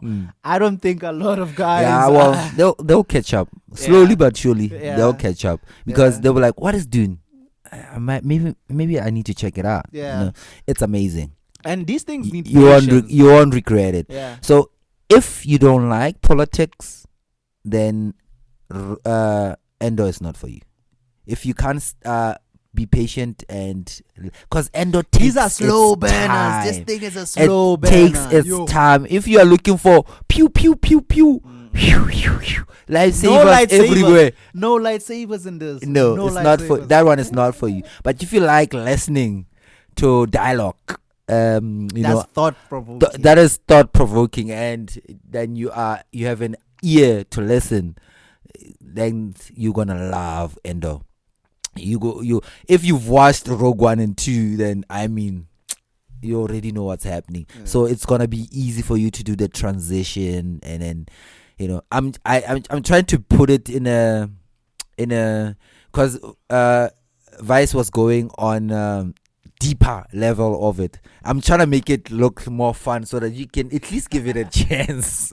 Because he was going deep. I'm trying to explain also, like, if you do not like politics, because it's all about politics there, chess moves, moving these pieces in space, people in space. But if you love Dune, then you love the Spice Milan. Hey, boy. Oh, they don't understand. Dune is amazing. Even the series. Did we ever talk about the series? I honestly didn't like the series too much, but it is worth a watch. It's worth a watch. If you're into Dune, yeah, definitely. Because it'll give you even more context about Dune if you are really into Dune. Yeah, this is the first time we're talking about series. Nah. We should next time we should start. We should talk about Dune. Next time I also Dune on because we gotta add a movie to it as well. We gotta talk about Starship Troopers. One of the most politically interesting. Because it's the opposite of this. It looks like it's all about pew pew pew. But if you really watch that, invest movie, and it's invest very your old, time. man. I'm sure some of you guys know I'm sure that one is very, very old. Yeah, but I'm sure when you watched it, trust me, you're not gonna see it the same way if you watch it now as an adult. Trust me. Yeah, you missed a lot. But the most important thing is invest your time in it, because you cannot. It's not one of those you're gonna watch and just pass. Yeah. Like the stories, the plot lines, like everything goes hand in hand. If you miss one little thing, like I'm telling you, like, it's gonna be boring for you. Yeah, it's one of those where, like, how your toilet, you can't just leave it playing. You have to pause and come back, or maybe rewind to remind yourself where you were. Yeah. Type of series and movies. But in all, boy, loved Andor. I wish there was more seasons. Unfortunately, that's pretty much it. Because it's the prequel, right? So you could say I was so sad. A movie. Yeah, because I was so sad. I was like, can I use the last one? Because after this, they will focus on the Death Star. And I'm gonna spoil it for you guys. You know what? Just go watch it. Out of 10, what would you give Andor? I'll give it 10 out of 10. Andor, 10 out of 10. You're not the first one. There's a lot of people. 10 out of 10, no doubt. Like, I loved that. Yeah, it's 10 out of 10. Like, best Star Wars, whatever you gonna call it, series or movie I've watched. Like, best. Completely the best Star Wars thing I've watched. It is truly something. If you thought Star Wars is just some kiddie stuff, like, trust me, this is not that. This is not your grandma's Star Wars. No. This is for mature minds, okay? Not these, pew pew lightsaber no type lightsabers of mind. in this. Yeah, if you watching this with your kid, you probably gonna bore him. Yeah, don't watch this with kids. Because there's some scenes where it's like, kids probably shouldn't be seeing. this. Shouldn't be seeing this. So all in all, boy, I loved it. Yeah, I have no complaints. I'd probably give it a 9 out of 10. Let's talk about one last thing now. It's time. It's a movie. And this one, guys, like, it's a must watch. Every now and then, Hollywood has specific directors that are just special, bro. And for me, I don't care, bro. Race matters. And whenever there's a black director making waves out here, for me, that means so much. And I've watched this brother do his thing from Fruitvale Station and all the way up until here where we are, which is a movie we're about to talk about, Sinners. I'm sure majority of y'all have watched it, but it's probably still on cinemas. it's still on cinema. I don't Of know. course, we all pirate here. Come on now. Yeah. Say that, bro. What They the do, hell? that's the truth, though. Like, piracy Anyways, is the thing we know. we African. We Africans. Anyways, open the economy. We'll stream for real. So for me, because like one thing I've seen about Ryan Coogler is very consistent in his relentlessness of telling the story that he wants to tell. It's gonna be very rare where there's studio interference. Like his ideas. Well, I want to share. Let's a movie. It's consistent, man. Like one time, the ideas I think are very consistent.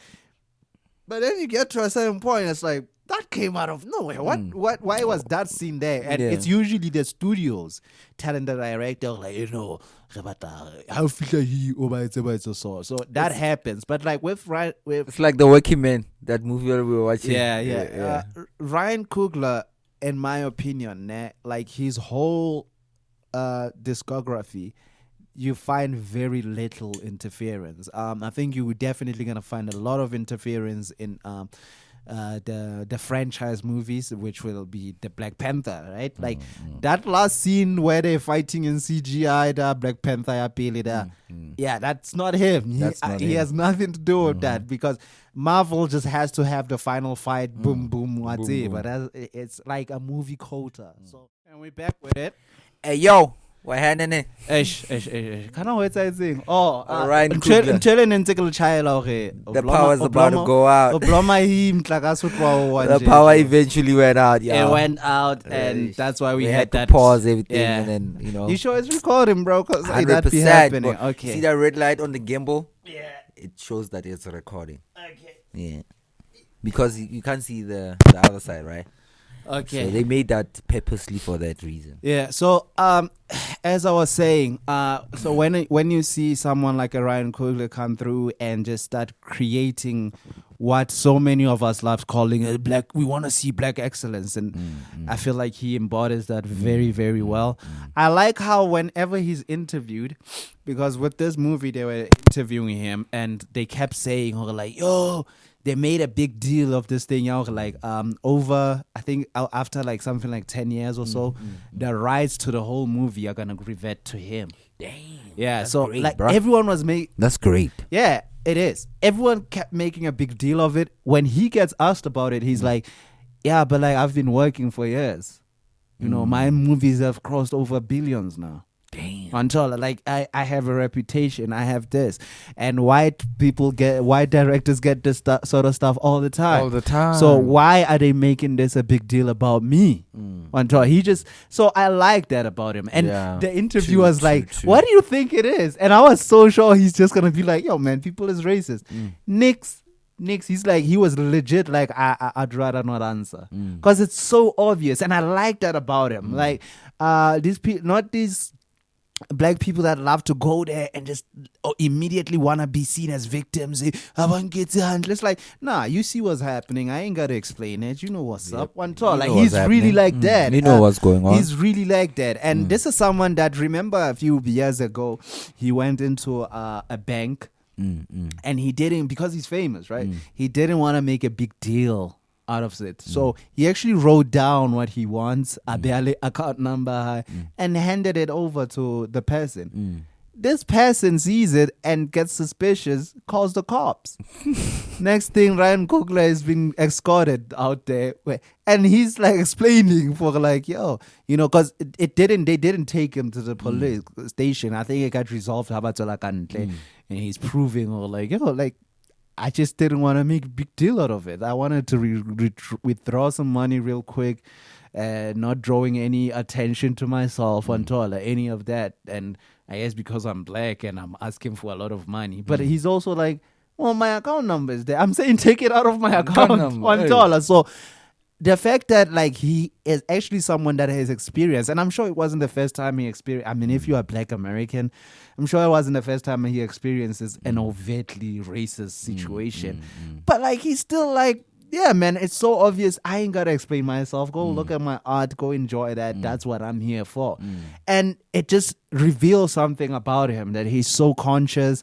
He's so he's just a real one, man. Like, that's the best way I can describe him. He's a real one, and so that's why he came here to do. I think he's doing. Yeah, he came to South Africa to do the research for Black Panther. Yeah. That's how he saw Majita also took a Kobo, and even shot some scenes. That's why the Kobo, how Shabella Black Panther there, because he saw that he literally came here to check that stuff out. That's called doing proper research. Yeah. He's very, very serious about his work. So a lot of people are already saying like, "Oh, this is like the new Spike Lee." You know what I'm saying? I don't like those sort of terms, because Spike Lee is Spike Lee, and his work is outstanding as well. Like in its own way. You know what I'm saying? Yeah. And so like, let's just give Ryan his flowers. He's the Ryan Coogler of this generation. He's the Ryan Coogler of this generation. You know what I'm if saying? you don't know Ryan Coogler and you're black, come on now. And just check out some of his interviews. He's very interesting because of that southern accent he has. He can't say S's. He can't say S's. He goes all the time. His S's sound like just that. Just a very interesting guy, very respectful guy. He did a Breakfast Club interview. If you are into those type of interviews, you can go check that out. He does a lot of other professional interviews as well. Not to say Breakfast Club isn't, but you know the vibes there with Bush Alamein. I'm gonna slap him. Yeah. So now we come to finally Mugwanga, the actual movie. He's got a new one out. It's called Sinners. It's starring his because like you start to, if you have watched a lot of Tarantino movies, you'll notice there's certain people that are almost always in these movies. If you watch Scorsese's Quentin movies, Tarantino. Yeah, if you watch Martin Scorsese's movies, there's certain elements. You know, same even with the guy that created Tenet and Christopher Nolan. So there's specific people that are almost always getting starring roles in there. And with Ryan Coogler is no exception. So whenever Ryan Coogler comes through, you should already know who's starring. B. Jordan. You should already know who's starring. Michael B. Jordan. So but it's very interesting. I hope this isn't like a major spoiler, but like he's playing a twin, so he's like, they killed it, boy. They killed it because a lot of people, not just us, right? Like a lot of people are confessing, like, look, dude, I really couldn't tell them. I was convinced, like, yo, Michael B has a twin, bro. Like it was his twin. He was acting with his twin there. And that was so interesting to me because we've seen other movies use this. I think. Is it the Flash? Yeah, the Flash used the same thing where it's like the Flash and another person, another Barry Allen from a different universe, and it's like the same thing. And I wouldn't say it was horrible, but like the actor already had bad blood, and if you know, you know. You know. But like they didn't do it as good as this, and to see it being done, it is good by a black actor and. Because like I think Will Smith also had a similar one too back a few years back. I think maybe just 5 years ago. Yeah, where where he's hunting down like a younger version of himself or something. Yeah, kind of on the bike and everything. Yeah. I didn't even watch it. I'm gonna be honest with you. But Gemini. Yeah, did you watch it? Yeah, I did. Was it good? Horrible. I think I watched it on the plane. Horrible. So I'm like, waste of my time. I think I watched it on a plane. I hope you catch that. Anyways,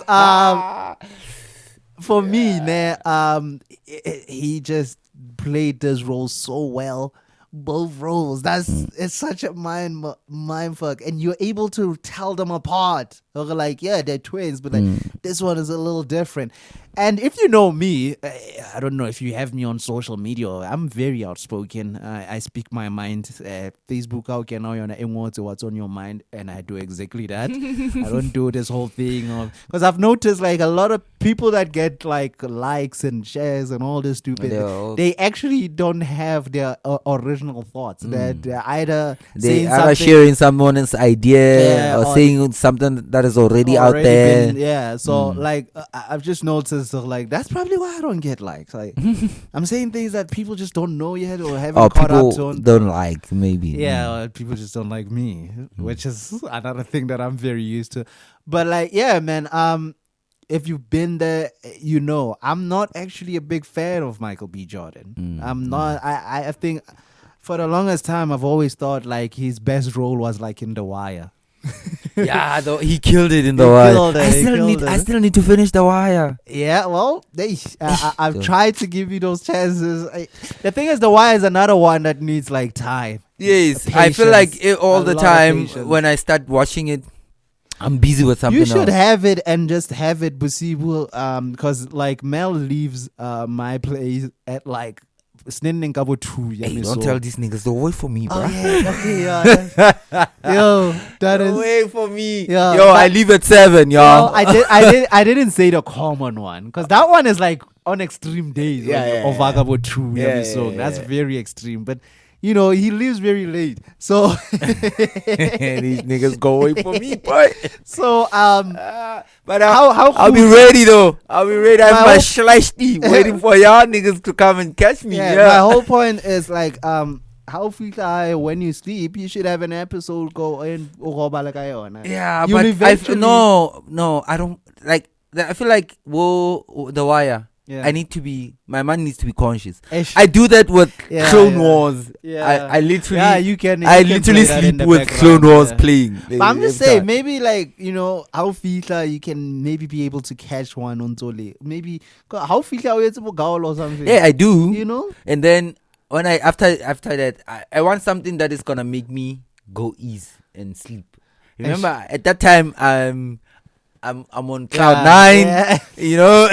I don't want to say the other word. I'm on cloud 9. It's boy. And then at the same time, I just want something that's just gonna, you know, ease you off, knock me out. Like, yes, that's why I'm busy watching Clone Wars right now. I go for a solution because I already watched it, and it's easy for me to digest it much more better. And it's anime, so So for me, this movie, after watching it, what I have to say is easily the best movie so far that I've watched this year. I would go as far as to say easily the best movie I've watched in at least 3 years. True. It's that good, bro. Nah, not in 3 years, bro. 4, 5. Dune. Yeah, but like I feel like this is such a different movie. This isn't like a blockbuster. Okay, blockbuster. Okay. I get you. Franchise $1. This is like just this guy. Yeah. Because it deals with vampire, a lot of people are like, it's not really original, but like everything in this shit felt original to me. Like I haven't seen this. Like you've seen the ideas of this, but like you haven't seen it being executed like this in that way. Very very unique. If you understand, I would say before going into this, maybe just do some research on the Irish people, because it does play into that, like their history in America. Just if you can get a nice little summary of how the Irish were treated when they got to America and whatnot, just before you go into this, because it will enrich the experience. How? Because this movie, like I said, there's so many layers. So like if you understand American black history, American black music, American Mantola, and just you're gonna come out of this with like one of the most richest movies you've ever experienced. But hey, if you want to go into it without any knowledge, trust me, you're still gonna enjoy this. Camera movement, aspect ratios changing mid. What I like the most and stuff like. Let me just you're gonna get your chance. Aspect ratios switching up mid watching. You know, long shots that you don't even realize it's a long shot. Everyone in this is acting at their highest level, and what's very interesting is that like the kid that they're traveling with, that does a lot of people are saying he's the actual guy that is starring. Like so what's interesting is that like he's so good in this, and then you find out it was his first ever role in anything. Again, I feel like that does speak to the kid's talent, but it also speaks a lot to Ryan Coogler's talent, because he's the one that has to still make that kid competent in some way, you know. So amazing movie.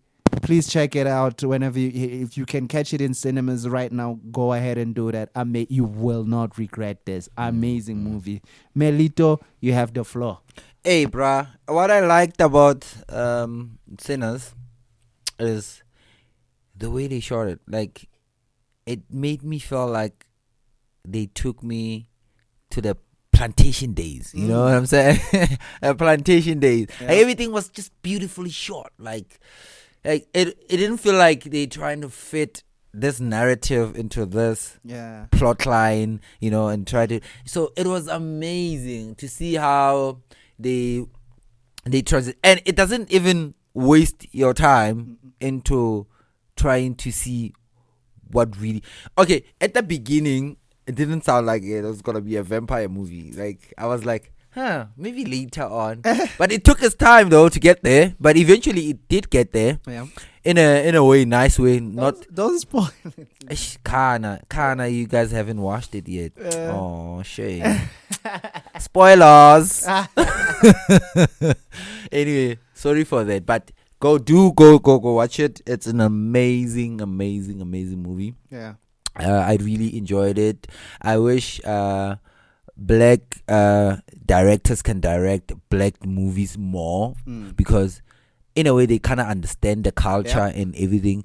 You can't expect a white person to understand Basotho Rejwang. Like, no. But a black person, even if he's not, but he can try to, you know, because we almost like share the same culture in a way.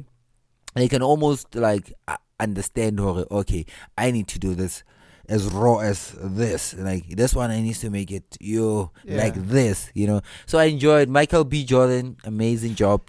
The twins, Linda, at first I couldn't, but towards the end I could, because I feel like the other one, Unanale Gold, and then the other one did. No, I'm saying, like, what fascinated me is that you can tell them apart. Oh, yes, this is one person at the. It's one person. That's why I'm like that. Hence, I'm already trying to tell them apart as we speak. The fact that you can tell them apart that's the whole thing. That's like, wait, it feels like they're different individuals. And I go, you know, it's Michael one B. person. Jordan is just one person. It's just one person. Incredible. So even with how the vampires introduced themselves into them, because I feel like that was a coincidence that they decided to do that at the same day as this. Did those racists wanted to the race, like, but you know, I don't want to spoil it for them. Don't spoil it, bro. Because I feel like I'm going now. I'm trying to explain what's going on in the story. You know, but it's an amazing movie.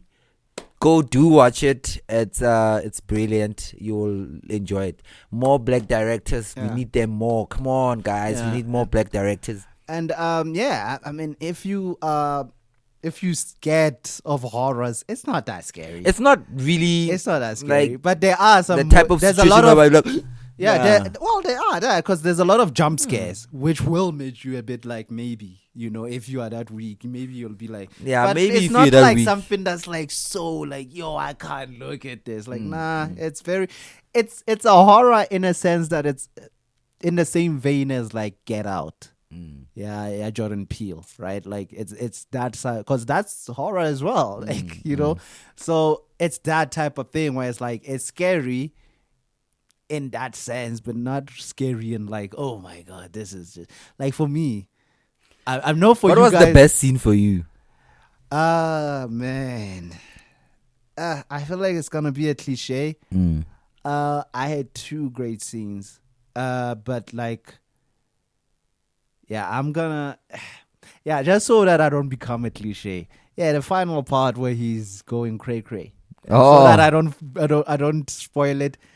There's a final part where he just goes cray, and it's totally, even the payoff of it, you know, as he's getting, you know, and And it's you like know, it's beautiful. It's yeah, beautiful. it's nice. So yeah, I would say that's my favorite part. But I also have another very interesting part where everyone says this is their favorite part. Honestly, everyone, like from the reviews I've seen, everyone is like, this part is my favorite part. Not the one I just said. I'm sure maybe Mel is gonna say that one. What's your favorite part? Which part is that? Nah, I would. Oh wow! I would play I your did enjoy a favorite. couple of scenes. Yeah. Even the fighting scenes where you remember that where the guy was thinking at the door. Yeah. You know, the big guy Yeah. at the door. Yeah, that was When he was that. Remind me, they converted that whole scene into a Lego. bruh. Have you seen it, No. dude? Bruh, you lie. It's so funny. It is Hey. because it's actually still retains the just showing how great that script is. It Yeah. still retains the tenseness because like they're questioning him Hey, and bruh, all this. Like, bruh. it's let's just leave it there. 'Cause, like, That was my best scene. Like, Yeah. bruh, you've been to India the whole day. Like, what do you want us to invite you in? don't But spoil they don't know it. what I'm talking about. Okay. That's the thing. Okay. They will catch it when they watch it. Yeah, that's So, a great scene. Yeah, that's a great one. Yeah. That whole dialogue there, it was so intense and so interesting and intriguing. I'm Yeah. like, wait, who's gonna slip up? And that Chinese thingy, Asian. and then eventually Yeah. let them. Ish, I was like, Yeah. damn, because he was angry that Habi is gone now. Uh-huh. But yeah, I had a couple of nice scenes that I liked from the Seems movie. like you had a lot. I was so sure you got. So the one that everyone is saying is like the ultimate one. Kimolo, where you see the evolution of the numbers as states and how that whole thing is. So that scene is he's saying a lot of people are like, this is it for me. I ain't trying to spoil it for you, so I'm gonna leave the details out. Spoilers alert. Guys, go watch Sinners. Yeah, go watch Please. Sinners, It's an man. amazing one. If you're gonna wait for it, go get the DVD. Trust Yeah. me. If you gotta buy it, get the real thing for real. It's worth it. It's one of those where it's like, one of those black movies where it's like, you have to have this in your collection. Like the Malcolm X movie type thing, like body get out, like right. Those are must. and Can I then- give you movie? With Jamie Foxx. They cloned Tyrone. Oh, It's- the Tyrone. Yeah. you know, it's one of those movies. Can I where ask it's the like name of the movie? they cloned Tyrone. Oh, they cloned Tyrone. God damn it. Yeah, So yeah, it's one of those movies where it's like it was look, amazing. I did they enjoy cloned it. Tyrone is just some funny ish. It's a This funny is stuff. way like this is you know what I'm saying. This is too much, art. too complex. This Yeah, is art. I hope they give him an Oscar An for that. Oscar. I doubt it, but I hope, man, because like. They never give them the Oscar for the ones that they really, because they gave Spike Lee the Oscar for this movie, Black Klansman. And I'm like, wait, that's the movie that he's gonna get it for, but they couldn't give him for They gave him for for Malcolm Black X. Klansman They, for- they couldn't give him for Do the Right Thing. Bruh. They couldn't give him for Malcolm X, right? Yes. Dude, so many At great least Malcolm movies. X, they could have given him for Malcolm Right, X. like so many He great did- movies. he- Even there, a lot of people are like, and then they go give Denzel the Oscar, not for Malcolm X, but for giving it away where he's like King Kong in Training Day. Training right? Day. Where he's like King he's Kong a ain't gangster. not show That's me. how they want him. They want to give you an award when you're playing a gangster and all this stupid thing. It's like that's the most deprived role that Denzel has ever played. Right? He has the less dignity, and they're like, yeah, this is the one we gonna give this him. is the one. So we're you gonna know, give him whenever Oscar we for. feel like we have the right movie, we see all these things. yeah, whenever we feel like we got the right movie and you know, they're not gonna give it for that. No. But like Ryan Coogler, bro, Bruh, there were so many scenes I liked on that movie. Ryan Coogler he's amazing. He's bruh. amazing. He's really amazing. good. Even the way the white people were. If you've watched like olden movies back in the plantation days, where they were trying to take that narrative and bring it forward. Like even when that guy was selling the twins, that whole plantation. Oh yeah. It's like if every time before he starts speaking, that's when you know that he's a racist. Like before he starts speaking, he spits. No, it's actually even more detailed than that. So, they ask him like, what was what was on the. So instead of him actually answering, okay, he won't say it was niggas. He spits. Whenever he wants to say the word nigga, he spits. So yeah, man, very good point. It's very, very deep. Like if I ever see y'all, one of y'all, what kind of what we done? They told him if I get Ku Klux Klan, KKK. So the brothers are like, if we see any of you and your clan members come back here, we'll shoot you when you stand. It was very amazing. Interesting movie, guys. Go watch it. I feel like we're about to do another 2 hours. Actually, yeah. Let's cut it here, boy. I feel like it's too late. Because it's already like an hour 54 minutes, or it's like it's too late. We gave y'all another 2 hours. Yo. We hope you guys enjoy it. It didn't cut this time. I hope we have all the footage and the sound. At least the visuals are great. I'm gonna say I hope. So that when I watch it, I can be like, it worked out, bro. It worked out. Yeah, he didn't trust the gimbal anymore. It was like, I don't trust it. Let's just use the ring light. I'm like, don't worry, my nigga. We're not using the light now. It's the one that consumes more battery for the gimbal. But yeah, he did see it for himself. Like, okay, yeah, is it safe to say now we can do a 2 hour with the gimbal?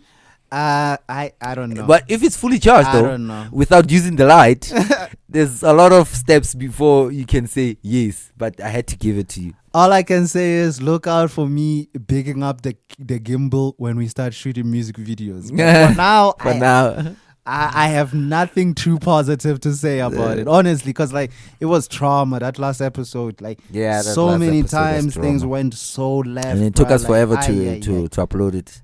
It didn't even want to upload. It didn't want to send. It was like everything was against that podcast. So anyways, bro. Any last words?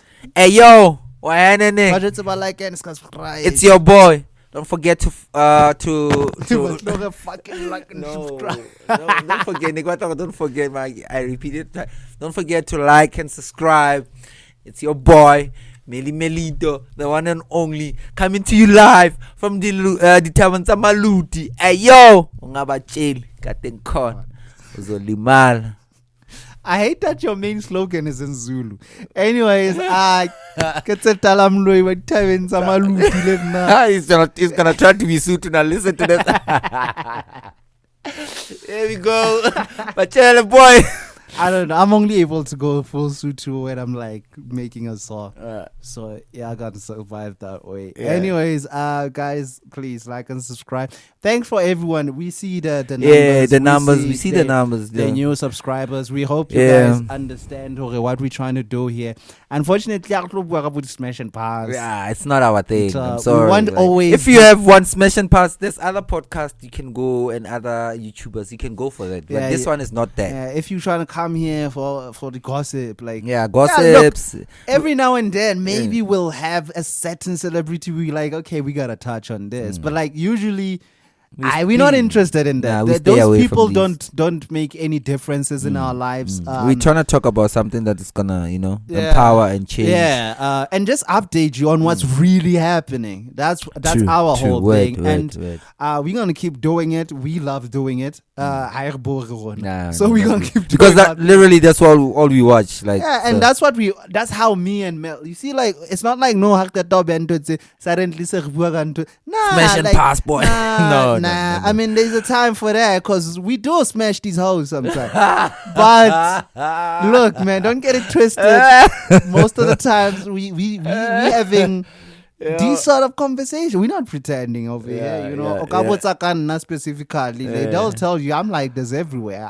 I'm sure to a lot of people, they're just like, this guy's just toxic. Like, what? But like, if you really do research on things that I say, I've never been saying any crap that can't be proven or whatever. I can stand on it. True. I can, you know what I'm saying?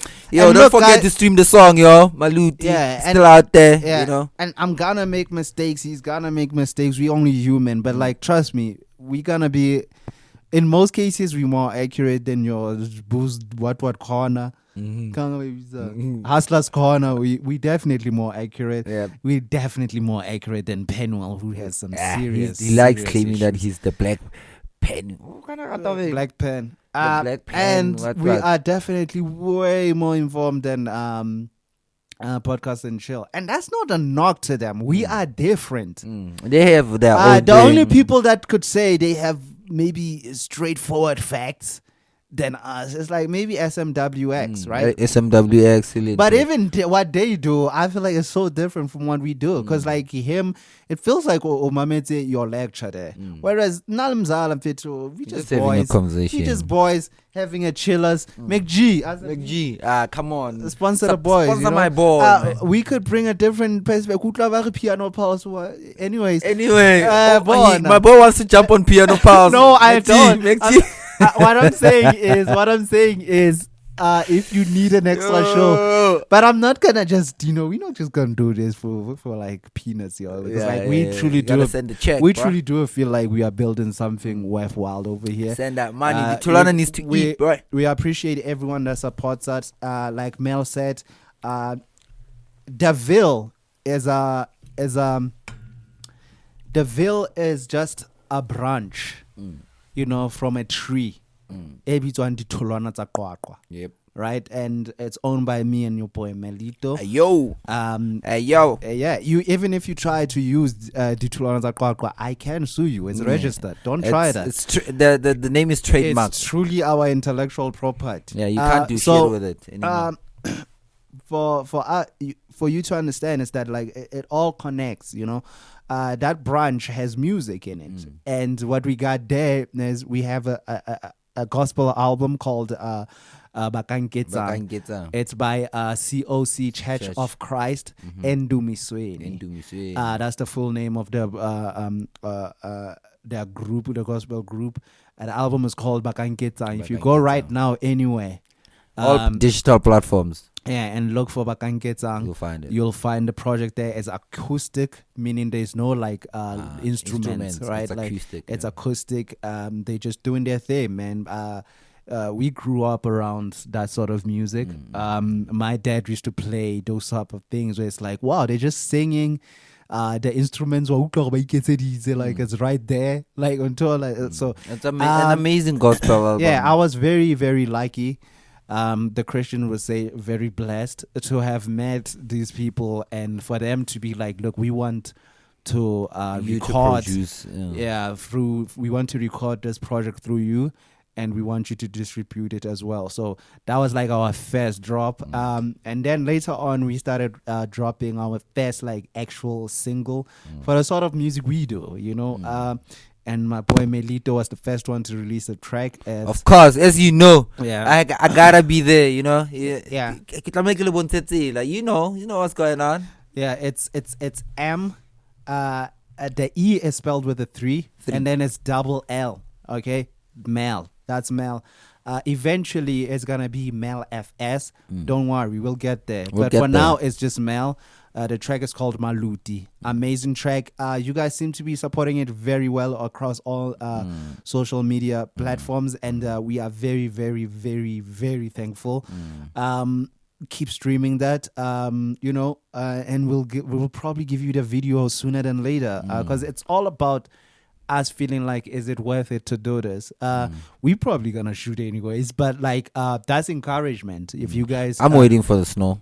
If you guys it's about to snow anytime soon. Yeah, so I'm if you still guys waiting for the snow. Yeah, so if you guys just go over there and actually just keep supporting us, we're gonna ride a dial for you guys. We got so much music. It's kind of mind-numbing. 2 Liter Boys is still coming. Deeps is still coming. Project is still coming. Believe it or not, some more music being recorded. Yeah, believe it or not, I've started recording some new stuff. My boy is back on the mic, y'all. Y'all should listen. I can't wait for him to release that. We'll see how that goes. But like, we also do music. That's why I was explaining the Ville, this channel that you get in the podcast from. You'll see that the YouTube page for that start to pop up. That's where we're gonna have all the music videos and all the music hosted at. So that's why from Mell to Mell FS. You understand what's my going boy on. sounding crisp, y'all. So guys, we appreciate everyone's love, the time support, that you guys spend watching us. We gave you another 2 hours rambling. We hope like Andor and you enjoy it. Melito, any last words? Hey yo, Thank you. We are From the bottom of my heart. Thank you. Asemanjake bo. Okay, qetollo mane pilong class. Butibumba pilu. Yona nthweng. Tsa lona. We out, yo. We It's your thank boy you. VICE Maluti Podcast. We Hey yo, Maluti. Melody, melody, majita, melody. Chelete, mukota, chelete. Maluti, chelete, melody. Araditaba, maluti, chelete. Siya karagay. Ditulwana.